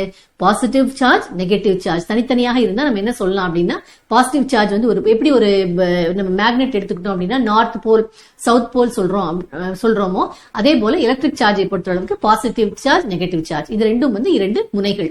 இந்த 2 முனைகளும் தனித்தனியாக இல்லாத மூலக்கூறுகளை நம்ம மின்முனைவு அற்ற மூலக்கூறுகள், நான் போலார் மாலிக்யூல்ஸ் அப்படின்னு சொல்லி சொல்லுவோம். அதே இது இந்த பாசிட்டிவ் சார்ஜும் நெகட்டிவ் சார்ஜும் தனித்தனியாக ஒரு குறிப்பிட்ட ஒரு சிறிய தூரத்தால் பிரிக்கப்பட்டு இருக்கும் போது அப்படிப்பட்ட மூலக்கூறுகளை நம்ம மின்முனை உள்ள மூலக்கூறுகள், அதாவது போலார் மாலிக்யூல்ஸ் அப்படின்னு சொல்லி சொல்லுவோம். அடுத்து நான் போலார் மாலிக்யூல்ஸ், அதாவது மின்முனைவற்ற மூலக்கூறுகள் கொண்ட ஒரு மின்கடத்தா பொருளை வந்து ஒரு புற மின்புலத்துல வைக்கும் போதும் அது வந்து எவ்வாறு அதற்கு அந்த மின்கடத்தா பொருளுக்கு உள்ளே இருக்கக்கூடிய நிகர மின்புலத்தினுடைய மதிப்பு எவ்வாறு வருகிறது அப்படிங்கறத புரிஞ்சுக்கலாம். அதுக்கப்புறம் வந்து போலார் மாலிக்யூல்ஸாக இருந்ததுன்னா எப்படி வருது அப்படிங்கறத புரிஞ்சுக்கலாம். முதல்ல நான் போலார் மாலிக்யூல்ஸ் என்ன அப்படிங்கறத நம்ம புரிஞ்சுக்கலாம். மின்முனை இல்லாத மாலிக்யூல்ஸ், மூலக்கூறுகள்னா என்ன அப்படிங்கறத நம்ம வந்து புரிஞ்சுக்கலாம். இப்போ ஒரு அணு எடுத்துக்கிட்டோம் அப்படின்னா அணுவினுடைய சென்டர்ல வந்து நியூக்ளியஸ் இருக்கு, அதாவது அணுக்கரு இருக்கு அப்படிங்கிறது நமக்கு தெரியும். அதை சுற்றி வந்து எலக்ட்ரான்கள் வந்து பரவி இருக்கு. இந்த எலக்ட்ரான்கள் பரவி இருக்கக்கூடிய விதம் வந்து சீராக சிமெட்ரிக்கலாக இருந்தது அப்படின்னா என்ன ஆகும்னு பாத்தீங்க அப்படின்னா அந்த சென்டர் ஆஃப் நெகட்டிவ் சார்ஜும், அதாவது அந்த எலக்ட்ரான்கள் பரவி இருக்கக்கூடிய விதத்தை வைத்து அதனுடைய சென்டர் ஆஃப் மாஸ், நிறை மையத்தை நம்ம கண்டுபிடிக்கிறோம்னு வச்சுக்கோங்க. அதே போல அந்த நியூக்ளியஸினுடைய நிறை மையம் இது ரெண்டும் வந்து பாத்தீங்கன்னா ஒரே புள்ளியில பொருந்தி அமைஞ்சிருக்கும். அப்ப ஒரே புள்ளியில அது அமைஞ்சிருக்கனால தனித்தனி முனைகள் வந்து அந்த மூலக்கூறுக்கு இருக்காது. இப்ப உதாரணத்துக்கு இங்க ஒரு படம் போடப்பட்டிருக்கு பாருங்க. இந்த நியூக்ளியஸ் வந்து சென்டர்ல இருக்கு, இதை சுற்றி எலக்ட்ரான்கள் பாத்தீங்கன்னா சீராக பரவி இருக்கு. இப்ப சீராக பரவி இருக்கிற காரணத்தினால இந்த எலக்ட்ரான்களுடைய நிறை மையமும் இந்த நியூக்ளியஸினுடைய நிறை மையமும் ஒரே புள்ளியில தான் பொருந்தி இருக்கும். அப்படி இருந்தது அப்படின்னா அப்படிப்பட்ட அதுல வந்து முனைகள் வந்து அப்படிப்பட்ட மூலக்கூறுல தனித்தனியாக முனைகள் வந்து மின்முனைகள் வந்து இருக்காது. அதை வந்து நம்ம நான் போலார் மாலிக்யூல்ஸ் அப்படின்னு சொல்லி சொல்லுவோம். இதுக்கு வந்து எக்ஸாம்பிள் நம்ம என்ன எடுத்துக்கலாம் அப்படின்னா ஹைட்ரோஜன் மாலிக்யூல் எடுத்துக்கலாம், ஆக்சிஜன் மாலிக்யூல் எடுத்துக்கலாம். இந்த மாதிரியான மாலிக்யூல்ஸ் வந்து நான் போலார் மாலிக்யூல்ஸாக இருக்கும். சரி, இப்படிப்பட்ட ஒரு நான் போலார் மாலிக்யூல இப்ப நம்ம வந்து ஒரு புற மின்புலத்துல வைக்கிறோம்னு வச்சுக்கோங்க. இப்ப இந்த இ வெக்டர் கொடுக்கப்பட்டிருக்கிறது ஒரு புற மின்புலம். சரி, இந்த புற மின்புலத்துல நம்ம இந்த அணு இருக்கிறதா நம்ம எடுத்துப்போம். இந்த அணுவை வைக்கும் போது என்ன நடக்குதுன்னு பாருங்க. இப்ப பாத்தீங்கன்னா முதல்ல எப்படி இருந்தது, இந்த சென்டர் ஆஃப் பாசிட்டிவ் சார்ஜும் சென்டர் ஆஃப் நெகட்டிவ் சார்ஜும் ஒரே புள்ளியில இருந்தது இல்லையா. இப்ப என்ன ஆகும் அப்படின்னா இந்த மின்புலத்தின் காரணமாக எலக்ட்ரான்கள் எல்லாமே வந்து மின்புலத்தினுடைய பாசிட்டிவ் சைடை நோக்கி ஈர்க்கப்படும். அதே மாதிரி நியூக்ளியஸ் வந்து பாசிட்டிவ்லி சார்ஜா இருக்க காரணத்தினால அது எலக்ட்ரிக்கல் ஃபீல்டினுடைய நெகட்டிவ் சைடை நோக்கி ஈர்க்கப்படும். இதனால என்ன ஆகும் அப்படின்னா அந்த மூலக்கூறு வந்து இது நம்ம என்ன சொல்லுவோம் அப்படின்னா இந்த மூலக்கூறு வந்து மின் முனைவாக்கம் அடைந்து விட்டது, எலக்ட்ரிக்கலி போலரைஸ் ஆயிடுச்சு அப்படின்னு சொல்லி சொல்லுவோம். சரி, இப்ப பாத்தீங்க அப்படின்னா நெகட்டிவ் சார்ஜ் எல்லாம் ஒரு சைட்ல போக்கஸ் ஆயிருக்கு, பாசிட்டிவ் சார்ஜ் எல்லாம் ஒரு சைட்ல போக்கஸ் ஆயிருக்கு. அப்படின்னா சென்டர் ஆஃப் பாசிட்டிவ் சார்ஜும் சென்டர் ஆஃப் நெகட்டிவ் சார்ஜும், அதாவது நேர் மின்னூட்டத்தினுடைய மையமும் எதிர் மின்னூட்டத்தினுடைய மையமும் ஒரே புள்ளியில இருக்காது.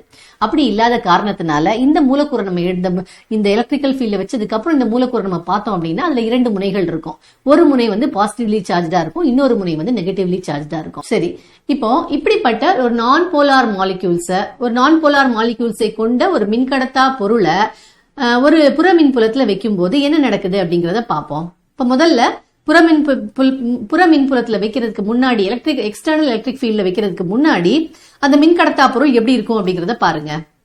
இதுல பாருங்க, இப்ப இங்க எப்படி இருக்குன்னு பாருங்க.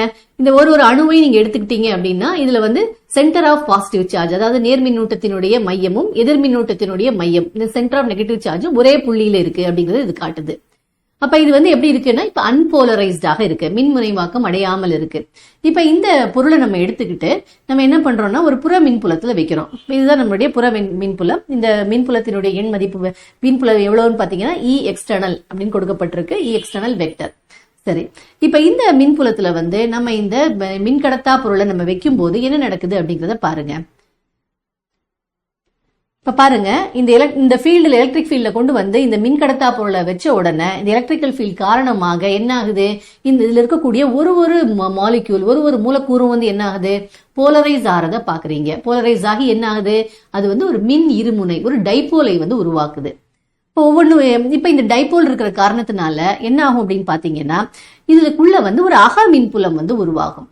இந்த ஒருவருக்கு நடுவில் ஒரு அக மின்புலம் உருவாகும். இந்த எல்லா அக மின்புலங்களையும் சேர்க்கும் போது நமக்கு மொத்தமாக உள்ளே உருவாகக்கூடிய அக மின்புலம் எவ்வளவு அப்படிங்கிறது தெரியும்.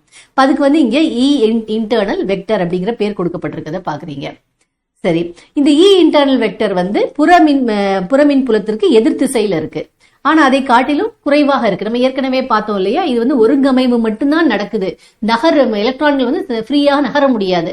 அதனால இந்த உருவாகக்கூடிய இந்த இன்டர்னல் ஃபீல்டுடைய மதிப்பு வந்து புறமின் புலத்தை காட்டிலும் குறைவாகவே இருக்கும் அப்படிங்கறத நம்ம பார்த்தோம். அப்போ இந்த மின்கடத்தா பொருளுக்குள்ளே இருக்கக்கூடிய நிகர மின்புலம், அதுக்கு ஒரு பேர் கொடுத்துக்கலாம், இ நெட் அப்படிங்கிற பேர் கொடுத்துக்கலாம். அதனுடைய மதிப்பு என்னவாக இருக்கும், இ எக்ஸ்டர்னல் மைனஸ் இ இன்டர்னல் இல்லையா, இஐஎன்டி இல்லையா. இது ரெண்டையும் வந்து சப்ட்ராக்ட் பண்ணும்போது நமக்கு வந்து இந்த மின்கடத்தா பொருளுக்குள்ளே இருக்கக்கூடிய நிகர மின்புலம் எவ்வளவு அப்படிங்கிறது நமக்கு கிடைக்கும். இந்த நிகர மின்புலத்தினுடைய திசை என்னவாக இருக்கும்னு பாத்தீங்கன்னா, புற மின்புலம் என்ன திசையில இருக்கோ அதே திசையில தான் இருக்கும். ஆனா அதனுடைய எண் மதிப்பு வந்து புற மின்புலத்தை காட்டிலும் குறைவாக இருக்கும். இப்ப இதனுடைய எண் மதிப்பு வந்து நம்ம வந்து இ நெட் அப்படின்னு சொல்லி நம்ம எடுத்துக்கலாம். அதாவது இ நெட் வெக்டரினுடைய எண் மதிப்பு நான் இ நெட்னு எடுத்துக்கிறேன். அதே போல நம்ம கொடுத்த புற மின்புலம் இ எக்ஸ்டர்னல் வெக்டரினுடைய எண் மதிப்பை நான் வந்து இ எக்ஸ்டர்னல் எடுத்துக்கிறேன். இது ரெண்டுக்கும் இடையே இருக்கக்கூடிய ரேஷியோ இருக்கு இல்லையா, அதாவது E external divided by E net. இதுதான் வந்து நம்ம மின்கடத்தா மாறிலி அப்படின்னு சொல்லி சொல்றோம். இது வழக்கமா வந்து கேங்கிற சிம்பிளை வந்து பயன்படுத்துவாங்க. இதுக்கு இன்னொரு பேரும் இருக்கு. இதை வந்து எப்சலான் ஆர், அதாவது ரிலேட்டிவ் பெர்மிட்டிவிட்டி அப்படின்னு சொல்லுவாங்க. சரி, இப்ப நம்ம நான் போலார் மாலிக்யூல்ஸ் கொண்ட ஒரு மின்கடத்தா பொருளை வந்து புற மின்புலத்துல வைக்கும் போது அதனுடைய நிகர மின்புலம் எப்படி வருகிறது, அதனுடைய மின்கடத்தா மாறிலினா அதை வைத்து மின்கடத்தா மாறிலி எப்படி கண்டுபிடிக்கிறது அப்படிங்கறத நம்ம புரிஞ்சுக்கிட்டோம். அடுத்தது போலார் மாலிக்யூல்ஸ் இருக்கக்கூடிய ஒரு மின்கடத்தா பொருளை வந்து புறமின் புலத்துல வைக்கும் போது என்ன நடக்குது அப்படிங்கறத பார்க்கலாம். சரி, இப்ப அடுத்து நம்ம பார்க்கக்கூடியது போலார் மாலிக்யூல்ஸ். இப்ப போலார் மாலிக்யூல்ஸ்னா என்ன அப்படிங்கறத நம்ம ஏற்கனவே பார்த்தோம் இல்லையா. போலார் மாலிக்யூல்ஸ்னா மின் முனைகளை கொண்ட ஒரு மூலக்கூறு. இப்போ அதுக்கு ஒரு உதாரணம் நம்ம எடுத்துக்கிட்டோம் அப்படின்னா, நம்ம வந்து வாட்டர் உதாரணமா எடுத்துக்கலாம். H2O அல்லது HCl, ஹைட்ரஜன் குளோரைடு அல்லது ஹைட்ரஜன் புளூரைடு. இப்ப நம்ம வந்து முதல்ல ஹைட்ரஜன் புளூரைடு வந்து இது ஏன் வந்து ஒரு போலார் மாலிக்யூல், அதாவது மின்முனை உள்ள ஒரு மூலக்கூறாக இருக்கு அப்படிங்கறத நம்ம வந்து புரிஞ்சுக்கலாம். இப்ப நீங்க ஹைட்ரஜன்ல பாத்தீங்க அப்படின்னா அதனுடைய வேலன்ஸ் ஷெல்ல வந்து ஒரே ஒரு எலக்ட்ரான் இருக்குங்கிறது உங்களுக்கு தெரியும். அதே மாதிரி புளூரின்ல எடுத்துக்கிட்டீங்க அப்படின்னா அதுல மொத்தம் வந்து 9 எலக்ட்ரான்ஸ் இருக்கும். அது வேலன்ஸ் ஷெல்ல அப்படின்னு எடுத்துக்கிட்டீங்கன்னா அதுல வந்து மொத்தம் 7 எலக்ட்ரான் இருக்கும். அப்போ ஹைட்ரோஜனுக்கு வந்து அதனுடைய ஆக்டெட்டை கம்ப்ளீட் பண்றதுக்கு ஒரு எலக்ட்ரான் எக்ஸ்ட்ரா தேவைப்படுது. அதே மாதிரி புளூரினுக்கும் அதனுடைய ஆக்டெட்டை கம்ப்ளீட் பண்றதுக்கு ஒரு எலக்ட்ரான் எக்ஸ்ட்ரா தேவைப்படுது. அப்ப ஹைட்ரோஜனும் புளூரினும் வந்து என்ன பண்ணும் அப்படின்னா ஒரு கோவலன்ட் பாண்டை கிரியேட் பண்ணும். ஹைட்ரோஜன் தன்னுடைய ஒரு எலக்ட்ரானை புளூரினோட ஷேர் பண்ணும், புளூரினும் தன்னுடைய ஒரு எலக்ட்ரானை ஹைட்ரோஜனோட ஷேர் பண்ணும். சரி, இப்போ இந்த ஹைட்ரோஜனுக்கும் புளூரின் நம்ம பார்க்கும்போது ஹைட்ரோஜனை காட்டிலும் புளூரினுடைய எலக்ட்ரோ நெகட்டிவிட்டி வந்து மிகவும் அதிகம். அப்ப ஹைட்ரோஜன் புளூரினுடைய எலக்ட்ரோ நெகட்டிவிட்டி அதிகம் அப்படின்னா என்ன அர்த்தம், எலக்ட்ரான்களை வந்து தன்னிடம் கவரக்கூடிய தன்மை வந்து அதிகமாக புளூரின் கிட்ட இருக்கும். அப்ப என்ன ஆகும் அப்படின்னு பாத்தீங்கன்னா, இந்த ஷேர் ஆகக்கூடிய 2 எலக்ட்ரானும் ரெண்டுக்கும் நடுவுல ஹைட்ரோஜனுக்கும் புளூரினுக்கும் நடுவுல இருக்கிறதுக்கு பதிலாக இது வந்து புளூரினுக்கு பக்கத்துல இருக்கும். அப்படி இருக்க காரணத்தினால என்ன ஆகும், ஹைட்ரோஜன்ல வந்து எலக்ட்ரான் குறையுது இல்லையா, அதனால ஹைட்ரோஜன்ல வந்து ஒரு partial positive charge delta plus இருக்கும். அதே மாதிரி புளூரின்ல வந்து எக்ஸ்ட்ரா எலக்ட்ரான் வந்திருக்கு இல்லையா, அதனால இது மேல வந்து ஒரு பார்ஷியல் நெகட்டிவ் சார்ஜ் இருக்கும். சரி, அப்ப இந்த மூலக்கூறு நம்ம பார்க்கும் ஹைட்ரஜன் புளூரைடோட மூலக்கூறு நம்ம பார்க்கும்போது அதுல வந்து மின் முனை வந்து இருக்கும். ஒரு புறம் வந்து எலக்ட்ரான் குறைவாக இருக்கும், அதனால பாசிட்டிவ் சார்ஜ் இருக்கும். இன்னொரு புறம் வந்து எலக்ட்ரான் அதிகமா இருக்கிறதுனால நெகட்டிவ் சார்ஜ் வந்து அதிகமா இருக்கும். சரி, இதுதான் வந்து அப்ப ஹைட்ரஜன் புளூரைடு மாலிகுல் வந்து எப்படி இருக்கும்னு சொல்லி பார்த்தோம் அப்படின்னா அது வந்து ஒரு போலார் மாலிகுலாக இருக்கும். சரி, இது போல ஒரு போலார் மாலிகுல்ஸால ஆன ஒரு மின்கடத்தா பொருளை எடுத்து ஒரு மின்புலத்துல வைக்கும் போது என்ன ஆகும் அப்படிங்கறத நம்ம பார்க்கலாமாங்க. இங்க நீங்க வந்து ஒரு மின்கடத்தா பொருளினுடைய மாதிரியை பாக்குறீங்க. இந்த மின்கடத்தா பொருள் வந்து மின் முனை உள்ள மூலக்கூறுகள்னால ஆயிருக்கு. அது வந்து நீங்க இந்த படத்தின் மூலமா பார்க்கலாம் இல்லையா, இந்த ஒரு மூலக்கூறு நீங்க பாத்தீங்கன்னா ஒவ்வொன்றிலையும் நெகட்டிவ் சார்ஜும் பாசிட்டிவ் சார்ஜும் தனித்தனியாக காட்டப்பட்டிருக்கு. ஒவ்வொன்றுமே வந்து ஒரு டைபோல் போல இருக்கு. ஆனா இது எல்லாத்தினுடைய ஓரியன்டேஷன் பாத்தீங்க அப்படின்னா ஒவ்வொன்றும் வந்து ரேண்டமான டைரக்ஷன்கள், ஒழுங்கற்ற ஒவ்வொரு திசைகள்லயும் இருக்கு. அப்போ இது எல்லாத்தினுடைய திருப்புத்திறன், அதாவது மின் இருமுனை திருப்புத்திறனை நம்ம கூட்டும் போது நமக்கு வந்து இந்த எல்லாத்தினுடைய டைரக்ஷன் வேற வேறையாக இருக்க, ரேண்டமாக இருக்க காரணத்தினால அது எல்லாத்தையும் சேர்க்கும் போது வரக்கூடிய நிகர மின் இருமுனை திருப்புத்திறன் வந்து சுழியாக வரும். சரி, இப்ப இப்படிப்பட்ட ஒரு மின்கடத்தா பொருளை வந்து நம்ம வந்து ஒரு புற மின்புலத்துல வைக்கிறோம்னு வச்சுக்கலாம். அப்ப என்ன ஆகும் அப்படிங்கறத பாருங்க. இதுதான் நம்மளுடைய புற மின்புலம். இந்த புற மின்புலத்துல நம்ம வந்து இந்த மின்கடத்தா பொருளை வைக்க போறோம். இப்ப வைக்கும் போது என்ன ஆகுதுன்னு பாருங்க. இந்த எல்லா மின் இருமுனைகள் இருக்கு இல்லையா, அல்லது எல்லா மூலக்கூறுகள் இருக்கு இல்லையா, இந்த எல்லா மூலக்கூறுகளும் அது ஒருங்கமைக்கப்படுகிறது, ஓரியன்ட் ஆகுது.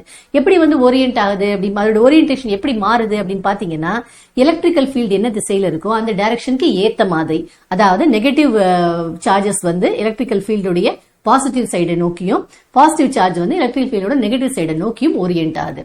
சரி, இப்படி ஓரியன்டேஷன் ஆகும்போது, இப்படி ஒருங்கமைக்கப்படும் போது என்ன ஆகுது அப்படின்னு பாத்தீங்கன்னா, இதற்குள்ளே வந்து ஒரு மின்புலம் வந்து உருவாகுது. இந்த நம்ம கொடுத்த புற மின்புலத்துக்கு எதிர் திசையில ஒரு அக மின்புலம் வந்து உருவாகுது. நம்ம ஏற்கனவே பார்த்தோம் நான் போலார் மாலிகுல்ஸ்க்கு பார்த்தோம் இல்லையா, அதே போலவே இந்த அக மின்புலத்தினுடைய மதிப்பு வந்து புற மின்புலத்தை காட்டிலும் குறைவாகவே இருக்கும். ஏன்னா ஒருங்கமைப்பு மட்டும்தான் நடந்திருக்கு இல்லையா. அதனால என்ன ஆகும் அப்படின்னா, இந்த மின்கடத்தா பொருளுக்குள்ளே இருக்கக்கூடிய நிகர மின்புலத்தினுடைய மதிப்பு வந்து எவ்வளவு இருக்குன்னு பாத்தீங்கன்னா, நம்ம ஏற்கனவே பார்த்த மாதிரி அது இ நெட் வெக்டர் அப்படிங்கிற பேர் கொடுத்தோம் அப்படின்னா அது வந்து இ எக்ஸ்டர்னல் வெக்டர் மைனஸ் இ இன்டர்னல் வெக்டருக்கு, இ இன்டர்னலுக்கு சமமாக இருக்கும். சரி, அப்ப இதனுடைய இப்ப இந்த பொருளினுடைய மின்கடத்தா மாறிலி அப்படின்னு நம்ம சொல்லும் போது நம்ம என்ன சொல்லுவோம் அப்படின்னா, இந்த புற மின்புலத்தினுடைய எண் மதிப்பு இருக்கும், இந்த மின்கடத்திக்குள் உருவாகக்கூடிய நிகர மின்புலத்தினுடைய எண் மதிப்பிற்கும் இடையே இருக்கக்கூடிய தகவு தான் இதனுடைய மின்கடத்தா மாறிலி. சரி, இப்ப மின்கடத்தா மாறிலி பற்றி உங்களுக்கு தெளிவாக புரிஞ்சிருச்சுன்னு நினைக்கிறேன். வாங்க அடுத்து கேள்வியை பார்க்கலாம். சரி, இப்ப வாங்க நம்ம கேள்வியை பார்க்கலாம். இந்த கேள்வி என்ன கொடுத்திருக்காங்களோ அதை வந்து நம்ம ஒரு படத்தின் மூலமா புரிஞ்சுக்கலாம். வாங்க, கேள்வியில் முதல் என்ன சொல்லியிருக்காங்க, 2 ஒத்த கோளங்கள் சமநீளம் கொண்ட சரங்களால் தொங்கவிடப்பட்டுள்ளன. இப்போ 2 ஒரே மாதிரியான கோளங்கள், எல்லா அதனுடைய பரிமாணங்கள் வந்து சமம், அதனுடைய மின்னோட்டமும் சமம். இந்த மின்னூட்டம் வந்து பாத்தீங்கன்னா நம்ம எங்கேயும் வந்து மைனஸ் கியூன்னு எடுத்திருக்கோம், இங்கேயும் வந்து மைனஸ் கியூன்னு எடுத்திருக்கோம். சரி, இப்ப இது வந்து ரெண்டும் வந்து சமமான கோளங்கள். அடுத்து என்ன கொடுத்திருக்காங்க, இது ரெண்டுமே வந்து சம நீளம் கொண்ட சரங்களால் தொங்க விடப்பட்டுள்ளன. இப்போ சம நீளம் பாருங்க, இங்கேயும் லென்த் எல், இங்கேயும் லென்த் எல்னு கொடுக்கப்பட்டிருக்கு. இது ரெண்டும் சம நீளம் கொண்ட சரங்களால் தொங்க விடப்பட்டுள்ளன. சரி, அடுத்து பாருங்க, சரங்கள் ஒன்றோடொன்று 30 டிகிரி கோணத்தை உருவாக்குகின்றன. அப்போ இந்த சரங்கள் இருக்குல்ல, இந்த நூல்கள் வந்து ஒன்றோடு ஒன்று 30 டிகிரி கோணம். இப்ப நூலுக்கு நம்ம பேர் கொடுத்திருக்கு பாருங்க. இந்த ஏபிங்கிறது இந்த ஒன்னாவது பந்தை தாங்கிக் கொண்டிருக்கக்கூடிய நூல். அதே மாதிரி இந்த ஏசிங்கிறது இந்த இரண்டாவது பந்து அல்லது கோளத்தை தாங்கிக் கொண்டிருக்கக்கூடிய நூல். சரி, இந்த ஏபிக்கும் ஏசிக்கும் இடையே இருக்கக்கூடிய கோணம் வந்து 30 டிகிரி. அது எப்ப 30 டிகிரி? சமநிலையில் இருக்கும்போது, முழுமையாக விலகல், ரெண்டுக்கும் நடுவே, 2 கோளங்களுக்கும் நடுவே ஒரு விலக்கு விசை இருக்கும் இல்லையா, ரெண்டுமே வந்து ஒரே மின்னூட்டத்தை கொண்டவை. அப்ப இதுல விலகி ஒரு குறிப்பிட்ட நிலையில வந்து சமநிலை அடையும் இல்லையா, ஒரு குறிப்பிட்ட பொசிஷன்ல. அப்படி சமநிலை அடையும் போது இந்த 2 நூல்களுக்கும் இடையே இருக்கக்கூடிய கோணம் வந்து 30 டிகிரிஸ் அப்படின்னு சொல்லி கொடுத்திருக்காங்க. சரி, அடுத்து என்ன கொடுத்திருக்காங்க? சரி, அடுத்து போறதுக்கு முன்னாடி நம்ம இதை முதல்ல இதுல இருந்து நம்ம என்ன தெரிஞ்சுக்கலாம் அப்படிங்கறத நம்ம வந்து பார்க்கலாம். சரி, அப்ப இந்த பந்துல ஏதாவது ஒரு பந்தை நம்ம எடுத்துக்கிட்டு அது மேல செயல்படக்கூடிய விசைகள் எல்லாம் பார்க்கலாம். சரி, இப்ப இந்த என்னெல்லாம் விசைகள் வந்து இந்த பந்தின் மீது செயல்படுது, 2வது பந்தை முதல் நம்ம எடுத்துக்கலாம். 2வது பந்தின் மீது என்னெல்லாம் விசைகள் செயல்படுது அப்படிங்கறத நம்ம வந்து பார்க்கலாம். பாருங்க, புவியீர்ப்பு விசை கீழ் நோக்கி செயல்படும் இல்லையா, அது எஃப்ஜி வெக்டர்னு மார்க் பண்ணப்பட்டிருக்கு. எஃப்இ அப்படின்னு வந்து மார்க் பண்ணப்பட்டிருக்கிறது வந்து 2க்கும் நடுவே இருக்கக்கூடிய மின்னியல் விசை, நிலை மின்னியல் விசை, எலக்ட்ரோஸ்டாட்டிக் ஃபோர்ஸ். சரி, அது போக இதுல ஒரு டென்ஷன் ஃபோர்ஸும் இருக்கும் இல்லையா. ஏன் டென்ஷன் ஃபோர்ஸ் இருக்கும்? இது ரெண்டும் எலக்ட்ரோஸ்டாட்டிக் ஃபோர்ஸ் வந்து எஃப்இ வந்து அதை எந்த டைரக்ஷன்ல, இந்த மாதிரி வலதுபுறம் நோக்கி இழுக்குது, கீழ் நோக்கி வந்து புவியீர்ப்பு விசை இழுக்குது. அப்ப இது ரெண்டுக்கும் நடுவே வந்து நம்ம ஒரு ரெண்டுக்கும் ரிசல்டன்ட் கண்டுபிடிச்சோம் அப்படின்னா, இந்த 2 விசைகளும் சேரும் போது உருவாகக்கூடிய விசை இருக்கு இல்லையா, அதாவது FE vector plus FG vector, அந்த ரிசல்டன்ட் வெக்டர் நம்ம கண்டுபிடிச்சோம் அப்படின்னா அது வந்து எப்படி இருக்கும் அப்படிங்கறத பாருங்க. ரிசல்டன்ட் கண்டுபிடிக்கிறதுக்காக நான் இந்த எஃப்இ வெக்டரை வந்து நான் கீழே கொண்டு வந்துட்டேன். இப்ப இது ரெண்டையும் சேர்த்து ரிசல்டன்ட் என்ன வருதுங்கிறது பாருங்க. இப்ப நீங்க ப்ளூ கலர் லைன் பாக்குறீங்க இல்லையா, இதுதான் நம்மளுடைய ரிசல்டன்ட் வெக்டர். இதனுடைய மதிப்பு என்னவாக இருக்கும்? இது வந்து FE vector plus FG vector. சரி, இப்ப பாத்தீங்க அப்படின்னா இந்த நிலைமின்னியல் விசை காரணமாகவும் இந்த கிராவிடேஷனல் ஃபோர்ஸ் காரணமாகவும் இந்த பந்தின் மீது செயல்படக்கூடிய இந்த ரெண்டு விசைகள்னால செயல்படக்கூடிய நிகர விசை ரிசல்டன்ட் ஃபோர்ஸ் வந்து இந்த ப்ளூ லைனுடைய டைரக்ஷன்ல இருக்கு அப்படிங்கறத நம்ம வந்து பாக்குறோம். அப்ப என்ன ஆகும் அப்படின்னு பாத்தீங்கன்னா இந்த டைரக்ஷன்ல இந்த பந்து வந்து அந்த டைரக்ஷனை நோக்கி அந்த பந்து வந்து தள்ளப்படும். அப்படி தள்ளப்படும் போது என்ன ஆகும்? அந்த பந்து வந்து அந்த நூலை வந்து அந்த டைரக்ஷன்ல இழுக்கும் இல்லையா? அப்ப இழுக்கும் போது நூல் வந்து எதிர் திசையில அந்த பந்தை வந்து இழுக்கும். அதுதான் வந்து இழுவிசை. அதுதான் வந்து இங்க டென்ஷன் ஃபோர்ஸா ஆக்ட் ஆகுது. இப்போ இந்த ரெண்டு நூல்களுக்கும் இடையே இருக்கக்கூடிய கோணம் வந்து சமநிலையில இருக்கும் போது 30 டிகிரின்னு கொடுத்திருக்காங்க. இப்ப இதை வைத்து நம்ம என்ன இன்ஃபர்மேஷன் கண்டுபிடிக்கலாம் அப்படின்னு பாத்தீங்கன்னா, நம்ம இந்த ட்ரையாங்கிள்ல நம்ம ஏற்கனவே போன கொஸ்டின்ல இதை பண்ணிருக்கோம். இந்த ட்ரையாங்கிள்ல நம்ம இந்த ஏங்கிற இந்த வெர்டெக்ஸ்ல இருந்து நம்ம ஒரு பர்பெண்டிகுலர் பைசெக்டர் இந்த ட்ரையாங்கிளுடைய பேஸ் பிசிக்கு வந்து வரைஞ்சோம் அப்படின்னா அது இந்த பேஸ வந்து ரெண்டு சரிபாதியாக பிரிக்கும் அப்படிங்கறத நம்ம பார்த்தோம். அது மட்டும் இல்லாம அது இந்த ஏங்கிற ஆங்கிளையும் வந்து ரெண்டு சரிபாதியாக பிரிக்கும் அப்படிங்கறத நம்ம போன கொஸ்டின்ல நம்ம வந்து பார்த்தோம். அதே நம்ம திருப்பி அது ஏன் அப்படி சமபாதியாக பிரிக்குது அப்படிங்கிறதுக்கான ரீசன் ஐசோசெலஸ் ட்ரையாங்கிள், அது ஏன் ஐசோசெலஸ் ட்ரையாங்கிள், இதெல்லாம் நம்ம வந்து போன கேள்வியில நம்ம தெளிவாக பார்த்தோம். அதனால நான் திரும்பவும் சொல்ல போறது இல்ல. சரி, அப்போ இந்த மொத்த ஆங்கிள் 30 டிகிரிஸ் அப்படின்னா இந்த ஏங்கிற இந்த மொத்த ஆங்கிள் 30 டிகிரிஸ் அப்படின்னா இந்த பாதி ஆங்கிள் வந்து இது வந்து 15 டிகிரிஸ். ஏன்னா இது வந்து இந்த நடுவுல போட்டிருக்க இந்த பெர்பெண்டிகுலர் பைசெக்டர் லைன் இருக்கு இல்லையா, அது வந்து ஒரு ஆங்கிள் பைசெக்டரும் கூட, அந்த கோணத்தையும் பாதியாக பிரிக்கக்கூடியது. அப்போ இந்த 30 டிகிரி கோணத்தை பாதியாக பிரிச்சோம் அப்படின்னா இந்த ஆங்கிளும் வந்து பார்த்தோம்னா 15 டிகிரிஸ் அப்படின்னு சொல்லி நமக்கு கிடைக்குது. இப்ப இந்த ஆங்கிள் 15 டிகிரிஸாக இருந்தா இதுல இருந்து நம்ம இந்த ஆங்கிளும் 15 டிகிரிஸ் சொல்லலாமா? பாருங்க, இந்த ஆங்கிள் 15 டிகிரிஸ் ஆங்கிள் வந்து என்னது? இந்த ஏசிங்கிற லைனுக்கும் இந்த லைனுக்கு ஒரு பேர் கொடுத்துக்கலாம், ஏடி. இந்த ஏடிங்கிற லைனுக்கும் இடையே இருக்கக்கூடிய கோணம் இல்லையா? அதே போல இந்த ஏசியோட எக்ஸ்டென்ஷன் தான் நம்ம இந்த லைன்கிறது ஏற்கனவே பார்த்தோம் இல்லையா? இது ரெண்டும் இந்த FE FG ரெண்டுக்கும் ரிசல்டன்ட் கண்டுபிடிச்சோம் அப்படின்னா அது என்ன திசையில அந்த விசை இருக்குதோ அதுக்கு எதிர் திசையில தான் டென்ஷன் ஆக்ட் ஆகும் அப்படிங்கறத நம்ம பார்த்தோம் இல்லையா? இந்த ஏசிங்கிற லைனுடைய எக்ஸ்டென்ஷன் தான் இந்த ப்ளூ லைன் இல்லையா? சரி, அப்போ அதுக்கும் இந்த FG வந்து வெக்டர் வந்து எப்படி ஆக்ட் ஆகுது? பர்பெண்டிகுலரா கீழே ஆக்ட் ஆகுது இல்லையா? கீழ் நோக்கி செயல்படுது. அப்ப இது வந்து ஒரு வெர்டிகலான ஒரு லைன் தான் இல்லையா? அப்படின்னா இந்த ஆங்கிள் 15 டிகிரிஸாக இருந்தா இந்த ஆங்கிளும் எவ்வளவு இருக்கும்? இங்கேயும் பாத்தீங்கன்னா ஒரு வெர்டிகல் லைனுக்கும் இந்த ஏசிக்கும் நடுவே இருக்கக்கூடிய கோணம் 50 டிகிரிஸ். அப்ப அதே லைனுக்கும் இன்னொரு வெர்டிகல் லைனுக்கும் நடுவே இருக்கக்கூடிய கோணம் வந்து என்ன? அதுவும் 15 டிகிரிஸா தான் இருக்க முடியும் இல்லையா? அப்ப இந்த ஆங்கிளும் 15 டிகிரிஸ். அப்ப இதுல இருந்து நம்ம என்ன சொல்லலாம் அப்படின்னு பாத்தீங்க அப்படின்னா, இப்ப பாருங்க, நம்ம வந்து ட்ரிக்னோமெட்ரியை பயன்படுத்தி tan 15 டிகிரிஸ் ஈக்குவல் டு அதனுடைய ஆப்போசிட் சைடு டிவைடட் பை அதனுடைய அட்ஜசன்ட் சைடு அப்படின்னு எழுதலாமா இல்லையா? அப்போ ஆப்போசிட் சைடு என்னது? ஆப்போசிட் சைடு வந்து இந்த 15 டிகிரிஸ்க்கு ஆப்போசிட் சைடுல என்ன இருக்கு?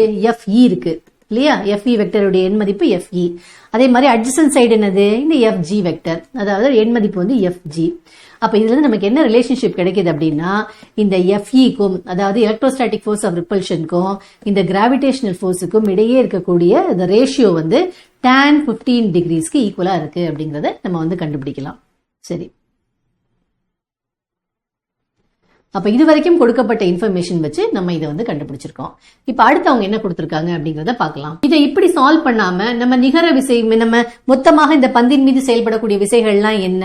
அப்ப மொத்தமா பாத்தீங்கன்னா இந்த FE FG டென்ஷன், இந்த மூணு விசைகள் தான் இந்த பந்தின் மீது செயல்படுது.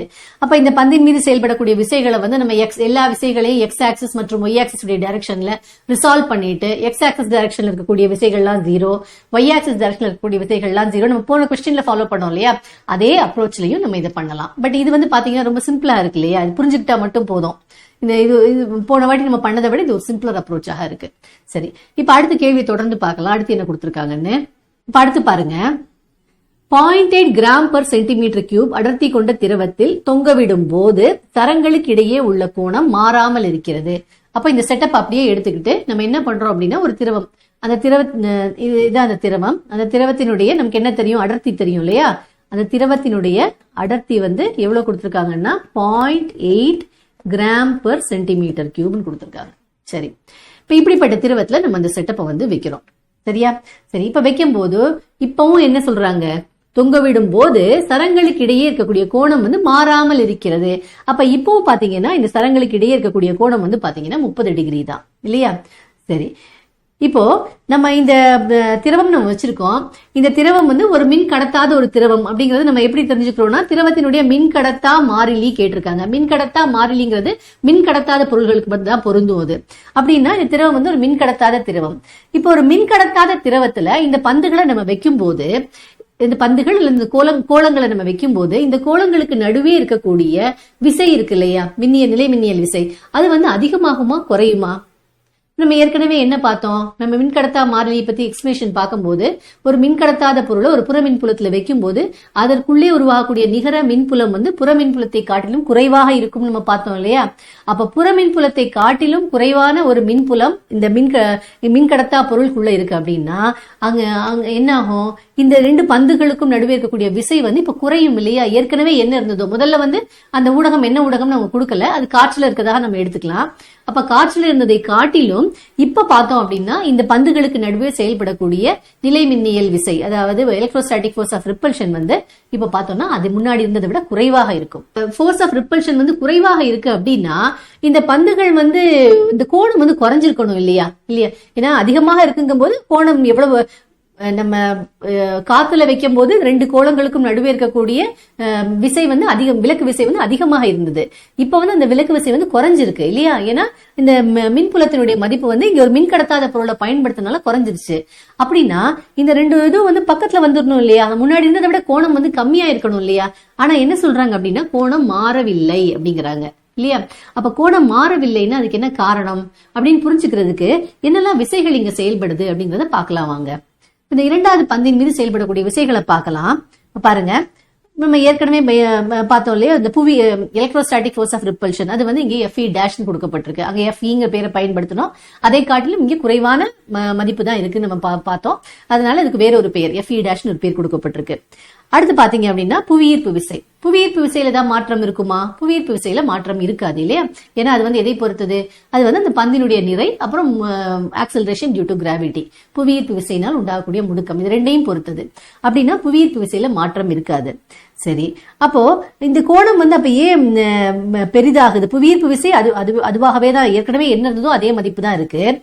FE டேஷ் இந்த எலக்ட்ரோஸ்டாட்டிக் ஃபோர்ஸ் ஆஃப் ரிப்பல்ஷன் வந்து குறைஞ்சிருக்கு, இல்ல விலக்கு விசை குறைஞ்சிருக்கு. அப்ப ஏன் இந்த கோணம் வந்து பார்த்தோம்னா அதே கோணம் இருக்கு? அதுக்கு காரணம் என்னன்னு பாத்தீங்கன்னா இதுல இருக்கக்கூடிய மிதப்பு விசை. இப்ப இந்த திரவத்துக்குள்ள நம்ம இந்த பந்தை போடுறோம் இல்லையா? அப்ப இந்த பந்து அல்லது இந்த கோலத்தை நம்ம வந்து திரவத்துக்குள்ள மூழ்க வைக்கிறோம் இல்லையா? இந்த முழு செட்டப்பை வந்து நம்ம இந்த திரவத்துக்குள்ள தொங்க விடுறோம். அப்போ இந்த பந்து வந்து முழுமையாக இந்த திரவத்துக்குள்ள மூழ்கி இருக்கு. அப்ப அப்படி மூழ்கி இருக்கும் போது இந்த பந்து என்ன பண்ணும், மூழ்கும் போது அதனுடைய பருமனுக்கு சமமான பருமனை கொண்ட திரவத்தை வந்து இடம்பெயர செய்யும் இல்லையா? ஆர்கிமிடிஸ் விதி நினைவுபடுத்தி பாருங்க. ஒரு பொருளை வந்து நம்ம ஏதோ ஒரு திரவத்துல ஏதோ ஒரு பாய்மத்துல வந்து வைக்கும் போது, அது வந்து பாய்மத்தில் மூழ்கி இருக்கும் போது அது தன்னுடைய பருமனுக்கு சமமான பருமனை கொண்ட பாய்மத்தை வந்து இடம்பெயர செய்யும். அந்த இடம்பெயர செய்த பாய்மத்தினுடைய எடைக்கு சமமான ஒரு விசை வந்து மேல் நோக்கி செயல்படும் அப்படிங்கறது இங்க படிச்சிருக்கீங்க இல்லையா? அந்த விசை தான் வந்து மிதப்பு விசை அப்படின்னு சொல்லுவோம். அதுதான் இங்க வந்து FB மார்க் பண்ணப்பட்டிருக்கு. அப்போ இந்த பந்து வந்து தண்ணீருக்குள்ள முழுமையாக மூழ்கி இருக்கு அப்படின்னா அதனுடைய முழு பருமன் இருக்கு இல்லையா? அந்த பந்தினுடைய முழு பருமன், அந்த பருமன் அளவுக்கு பருமனை கொண்ட அதே அளவுக்கு தண்ணீர் வந்து பருமனை கொண்ட தண்ணீர் வந்து இங்கிருந்து இடம்பெயர செய்யப்படும். அப்ப அந்த தண்ணீரினுடைய வெயிட், அந்த தண்ணீருடைய எடை என்னவோ அதுதான் வந்து இந்த மிதப்பு விசைக்கு சமமாக இருக்கும் இல்லையா? சரி, அப்ப இந்த அப்ப நம்ம போன வாட்டி பார்த்த சினாரியோட கம்பேர் பண்ணும்போது இங்க எக்ஸ்ட்ராவா வந்து என்ன ஃபோர்ஸ் இருக்கு? மிதப்பு விசை அல்லது பாயன்ட் ஃபோர்ஸ் வந்து எக்ஸ்ட்ராவாக இருக்கு அப்படிங்கறத நம்ம வந்து பாக்குறோம். சரி, இப்ப இந்த மிதப்பு விசை தான் இங்க FB மார்க் பண்ணப்பட்டிருக்கு. இப்ப இந்த மிதப்பு விசை பாத்தீங்கன்னா மேல் நோக்கி பாசிட்டிவ் Y ஆக்சிஸ் உடைய டைரக்ஷன்ல இருக்கு. அதே நேரம் கீழ் நோக்கி புவியீர்ப்பு விசை வந்து செயல்படுது. இப்ப இது ரெண்டும் வந்து ஆப்போசிட் டைரக்ஷன், எதிரெதிர் திசையில இருக்குன்னு பாக்குறோம். இப்ப நிகர விசை வந்து என்ன டைரக்ஷன்ல இருக்கும் அப்படின்னா, நிகர விசை வந்து எந்த டைரக்ஷன்ல இருக்கும்? மேல் நோக்கி இருக்குமா கீழ் நோக்கி இருக்குமா? அதுக்கு பதில் கண்டுபிடிக்கணும்னா என்ன நம்ம கண்டுபிடிக்கணும்? மிதப்பு விசை வந்து புவியீர்ப்பு விசையை காட்டிலும் அதிகமாக இருக்குமா இல்ல குறைவாக இருக்குமா அப்படிங்கிறதுக்கான பதிலை கண்டுபிடிக்கணும். இப்ப இந்த செட்டப்பை பாத்தீங்கன்னா முழு செட்டப்பும் வந்து இந்த தண்ணீருக்குள் மூழ்கி இருக்கிறது. அப்படின்னா என்ன அர்த்தம்? மிதப்பு விசையினுடைய மதிப்பு வந்து புவியீர்ப்பு விசையை காட்டிலும் குறைவாக இருக்கிறது அப்படிங்கிறது அர்த்தம். இன்னொரு முறையில பார்க்கணும் அப்படின்னா இந்த அடர்த்தி பாருங்க, இந்த திரவத்தினுடைய அடர்த்தி வந்து பார்த்தோம் அப்படின்னா இந்த பொருள், இந்த கோளம் எந்த பொருளினால் செய்யப்பட்டிருக்கோ அந்த பொருளினுடைய அடர்த்தியை காட்டிலும் குறைவாக இருக்கிறது. பாருங்க, திரவத்தினுடைய அடர்த்தி 0.8 கிராம் per சென்டிமீட்டர் கியூப். அதே இது இந்த கோளம் செய்யப்பட்டுள்ள பொருளினுடைய அடர்த்தி வந்து 1.6 கிராம்ஸ் per சென்டிமீட்டர் கியூப். அப்படின்னா இந்த கோளத்தினுடைய அடர்த்தி வந்து அதிகமா இருக்க காரணத்தினால கோளம் வந்து திரவத்துல மூழ்கிதான் இருக்கும். அப்படி இருக்க காரணத்தினாலே இந்த எஃபியுடைய மதிப்பு வந்து FG உடைய மதிப்பை விட குறைவாகவே இருக்கும். அப்படின்னா நிகர விசை வந்து நமக்கு என்ன டைரக்ஷன்ல இருக்கும்? கீழ் நோக்கி இருக்கும் இல்லையா? நிகர விசை என்னது? FG vector minus FB vector. அதான் வந்து நிகர விசை. அது வந்து என்ன டைரக்ஷன் இருக்கும்னா கீழ் நோக்கி இருக்கும். இப்ப பாருங்க, இப்ப இதுதான் வந்து அந்த நிகர விசை. FBயையும் FG வெக்டரையும் நம்ம சப்ட்ராக்ட் பண்ணும்போது நமக்கு கிடைக்கக்கூடிய விசை. சரி, இப்ப நமக்கு நிகர கீழ் நோக்கி இருக்கக்கூடிய நிகர விசை கிடைச்சிருச்சு. Electrostatic force of repulsion FE dash இங்க ஆக்ட் பண்ணுது. இது ரெண்டினுடைய ரிசல்டன்ட் தான் வந்து இந்த பந்தின் மீது செயல்படுது இல்லையா? அப்ப ரெண்டினுடைய ரிசல்டன்ட் வந்து என்ன டைரக்ஷன்ல இருக்கும் பாருங்க. ரிசல்டன்ட்டை கண்டுபிடிக்கிறதுக்கு நம்ம முதல்ல இந்த FP வெக்டரை கீழே கொண்டு வந்துடலாம். கொண்டு வந்துட்டு இப்ப இதுக்கு ரிசல்டன்ட் வரையலாம். இந்த ப்ளூ கலர்ல நீங்க பார்க்கக்கூடியதுதான் வந்து இந்த ரிசல்டன்ட் வெக்டர். சரியா? சரி, இப்ப இந்த ரிசல்டன்ட் வெக்டர் வந்து இந்த டைரக்ஷன்ல ஆக்ட் ஆகுது. அப்ப என்ன ஆகும்? இந்த பந்து வந்து நூலை இந்த திசையில கீழ் நோக்கி இழுக்கும். அப்ப நூல் என்ன பண்ணும்? பந்தை மேல் நோக்கி அதற்கு சமமான விசையை எதிர் திசையில இந்த பந்தின் மீது போடும் இல்லையா? அதுதான் வந்து இழு விசை. அதனுடைய மதிப்பு இங்க T டேஷ் வெக்டர்னு போடப்பட்டிருக்கு. சரி, இப்ப நம்ம ஏற்கனவே பண்ணோம் இல்லையா? அதே மாதிரி இங்கே நம்ம அதே பண்ணலாம் இல்லையா? இந்த ஆங்கிள் இங்க நம்ம ஏற்கனவே என்ன பேர் கொடுத்தோம்? இது ABCங்கிற பேர் கொடுத்தோம் இல்லையா? அப்ப இங்க Dன்ற பேர் கொடுத்தோம். அப்ப DACங்கிற ஆங்கிள் வந்து 15 டிகிரிஸ். ஏன்னா அதுல பாதி பெர்பெண்டிகுலர் பைசெக்டர் ஆங்கிளையும் பைசெக்ட் பண்ணுது. அதனால இந்த ஆங்கிள் வந்து 30 டிகிரில பாதி. அதனால 15 டிகிரி நம்ம கண்டுபிடிச்சோம். அப்ப இது 15 டிகிரிஸாக இருந்தா இந்த ஆங்கிளும் வந்து 15 டிகிரிஸ் தான் அப்படின்னு சொல்லி நம்ம கண்டுபிடிச்சோம் இல்லையா? சரி, இது 15 டிகிரிஸாக இருந்தா இப்ப நம்ம என்ன எழுதலாம்? சரி, இப்ப நம்ம என்ன எழுதலாம்? இதுல இருந்து நம்ம என்ன ஈக்குவேஷன் எழுதலாம்? நம்ம tan 15 டிகிரிஸ்க்கு ஒரு ஈக்குவேஷன் எழுதலாமா? இப்ப பாருங்க, ஆப்போசிட் சைடு வந்து என்னது? இது வந்து 15 டிகிரிஸ் இல்லையா? இதுக்கு ஆப்போசிட் சைடு பாத்தீங்கன்னா இந்த FE டேஷ் வெக்டர். அப்ப நம்ம அதனுடைய எண் மதிப்பு FE டேஷ் போட்டுக்கலாம். Divided by FE dash vector divided by adjacent side என்னது? FG minus FB. சரி, இது வந்து நம்மளுடைய ஈக்குவேஷன் 2 நம்ம எடுத்துக்கலாம். நம்ம ஏற்கனவே ஈக்குவேஷன் 1 இந்த காத்துல இருக்கக்கூடிய சினாரியோ வச்சு ஈக்குவேஷன் 1 என்ன எழுதணும்? நம்ம FE டிவைடட் tan 15 டிகிரிஸ் வந்து FE டிவைடட் பை FG க்கு ஈக்குவல் நம்ம எழுதணுமா? சரி, இப்ப பாத்தீங்கன்னா ரெண்டு கேஸ்லயுமே வந்து இது வந்து ஈக்குவேஷன் 1. ரெண்டு கேஸ்லயுமே லெஃப்ட் ஹேண்ட் சைடு சேமாக இருக்கா? அப்ப நம்ம ரைட் ஹேண்ட் சைடும் சேம்னு சொல்லலாமா? FE divided by FG equal to FE dash divided by FG minus FBன்னு எழுதலாமா? இது கொஞ்சம் மாத்தி அமைச்சோம் அப்படின்னா இந்த FE வந்து நான் ரைட் ஹேண்ட் சைடு கொண்டு போயிடுறேன். FG minus FB left hand side கொண்டு வந்துடுறேன். அப்ப என்ன வரும்? FG minus FB divided by FG equal to FE dash divided by FE நான் எழுதலாமா?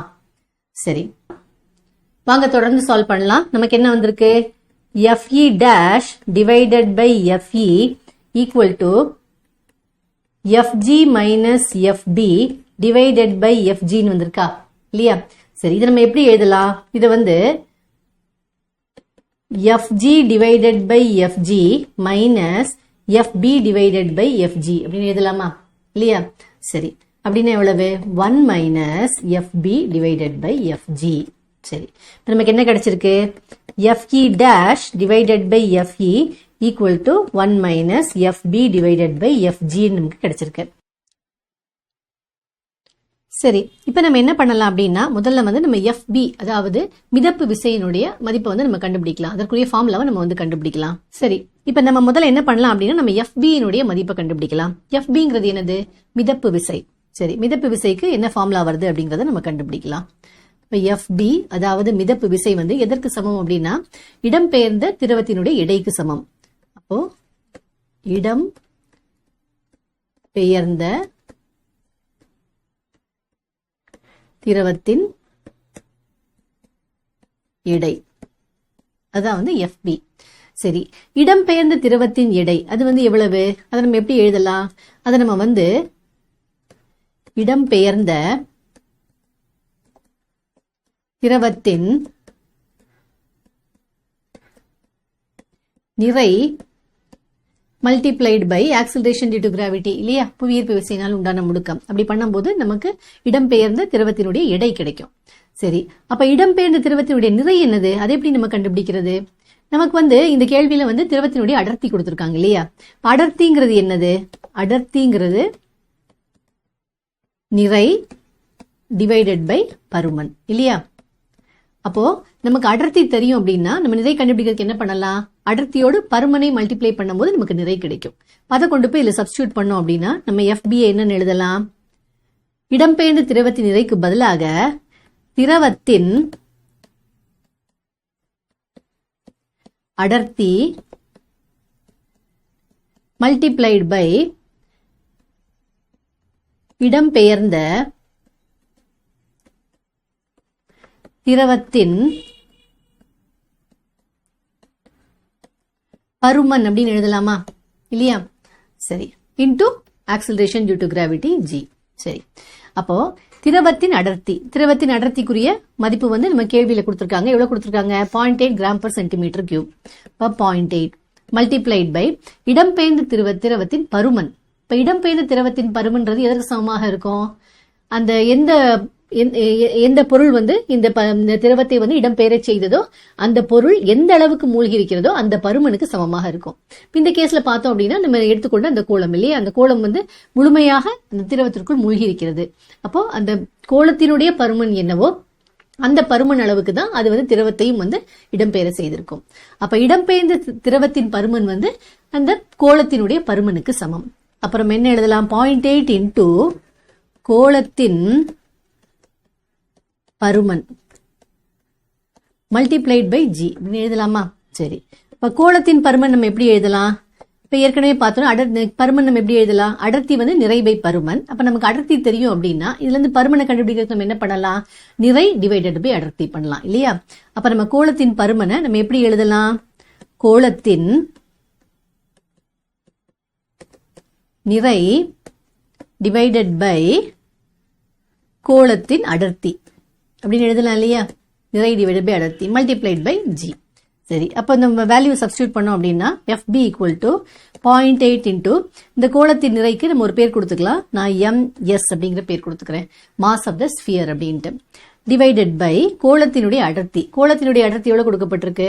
1.6 கிராம் per சென்டிமீட்டர் கியூப் கொடுத்திருக்காங்க. அப்ப 1.6 இன்டூ G. என்ன வரும் பாருங்க? 0.8 1.6 0.8 ஓட 2 டைம்ஸ் தான் 1.6. அப்ப நமக்கு என்ன வருது? MS into G divided by 2 வருது. சரி, இப்ப FB உடைய மதிப்பை கண்டுபிடிச்சிட்டோம். அடுத்து என்னது? FG னுடைய மதிப்பு. FGங்கிறது என்னது?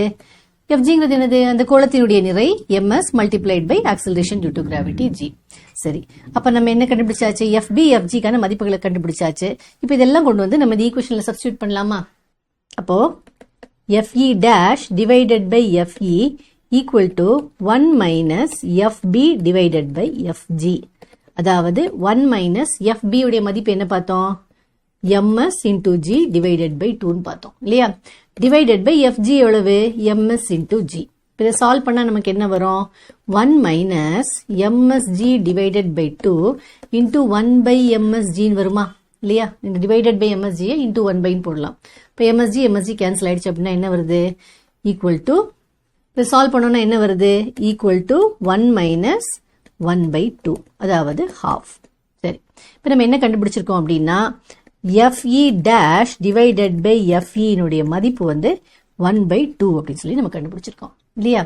சரி, இப்போ நம்ம வந்து இதுல இருந்து நம்ம என்ன கண்டுபிடிக்கணும்? நம்ம வந்து மின்கடத்தா மாறிலி எப்சிலான் R வந்து கண்டுபிடிக்கணும். வாங்க அதை பண்ணலாம். இப்ப நம்ம FE dash divided by FE half கண்டுபிடிச்சிட்டோம். இப்ப இதுல வந்து FE dash FE குரிய ஃபார்முலா சப்ஸ்டிட்யூட் பண்ணும்போது நமக்கு மின்கடத்தா மாறிலி, அதாவது அதை இன்னொரு முறையில சார்பு விடுதிறன் நம்ம சொல்லலாம், அதனுடைய மதிப்பை நம்ம வந்து கண்டுபிடிக்கலாம். இப்ப FE dashங்கிறது என்னது? அந்த இரண்டு கோளங்களுக்கும் நடுவே இருக்கக்கூடிய விலக்கு விசை திரவத்தில் வைக்கும் போது அது எவ்வளவு? 1/4 பை திரவத்தினுடைய விடுதிறன் epsilon into q square divided by அந்த ரெண்டு கோளங்களுக்கு இடையே இருந்த தூரம், அது வந்து x ஸ்கொயர்னு எடுத்துக்கலாம். சரி, அதே மாதிரி FE, அதாவது காற்றில் இருக்கும்போது அந்த கோளங்களுக்கு இடையே இருந்த விலக்கு விசை எவ்வளவு? 1/4πε0 into q square divided by x square. அப்படின்னா FE dash divided by FE எவ்வளவு? 1/4πε q square divided by x square divided by இந்த FE உடைய இது. அது போடுறது போல என்ன போடலாம்? மல்டிப்ளைடு பை இந்த வேல்யூவினுடைய ரெசிப்ரோக்கல் எழுதலாம் இல்லையா? அதாவது 4πε0 x square divided by q square. இப்போ இதில் பார்த்தீங்கன்னா q ஸ்கொயர் கேன்சல் ஆகிடும், 4π கேன்சல் ஆகிடும், x ஸ்கொயர் கேன்சல் ஆகிடும். அப்போ நமக்கு என்ன வருது? FE dash divided by FE equal to ε0 divided by epsilon equal to 1/2 இல்லையா? FE dash divided by FE 1/2 ஏற்கனவே கண்டுபிடிச்சிட்டோம். சரி, நமக்கு கிடைச்சிருக்கிறது பாருங்க, ε0 டிவைடட் பை எப்சலான். சரி, இதுல ε0 டிவைடட் பை எப்சலான்றது என்னது? சார்பு விடுதிறனுடைய ஃபார்முலா ஞாபகப்படுத்தி பாருங்க. சார்பு விடுதிறன்றது என்னது? ஊடகத்தினுடைய விடுதிறன் டிவைடட் பை காற்றினுடைய விடுதிறன் இல்லையா? அப்ப அப்படின்னா எப்சிலான் ஆர் வந்து எப்சிலான் டிவைடட் பை எப்சிலான் நாட்னா நமக்கு என்ன வந்திருக்கு? Epsilon naught divided by epsilon வந்திருக்கு இல்லையா? அப்ப இதுல இருந்து நம்ம எப்சிலான் ஆர் கண்டுபிடிச்சா நமக்கு என்ன மதிப்பு வரும்? எப்சிலான் ஆர் ஈக்குவல் டு இதனுடைய தலைகீழ் மதிப்பு இல்லையா? அப்ப 1/2 தலைகீழ் மதிப்புனா 2. எப்சிலான் ஆர் தான் வந்து நம்ம மின் கடத்தா மாறிலி அப்படிங்கிறது நம்ம ஏற்கனவே பார்த்தோம் இல்லையா? அதுக்கு நம்ம கேன்னு சொல்லலாம். அப்படி இல்லைன்னா கே சிம்பிள் பதிலாக நம்ம எப்சிலான் ஆர் சிம்பிளை நம்ம வந்து பயன்படுத்தலாம். அப்போ நம்ம என்ன கண்டுபிடிச்சிருக்கோம்? மின் கடத்தா மாறிலியினுடைய மதிப்பு வந்து 2 அப்படின்னு சொல்லி கண்டுபிடிச்சிருக்கோம். அப்ப இதுல வந்து எந்த ஆன்சர் சரியான ஆன்சர்? ஆப்ஷன் டி தான் வந்து சரியான ஆன்சர். உங்க எல்லாருக்கும் இந்த கேள்வி தெளிவாக புரிஞ்சிருக்கும்னு நினைக்கிறேன். அடுத்து நம்ம வேற ஒரு கேள்வியை பார்க்கலாம்.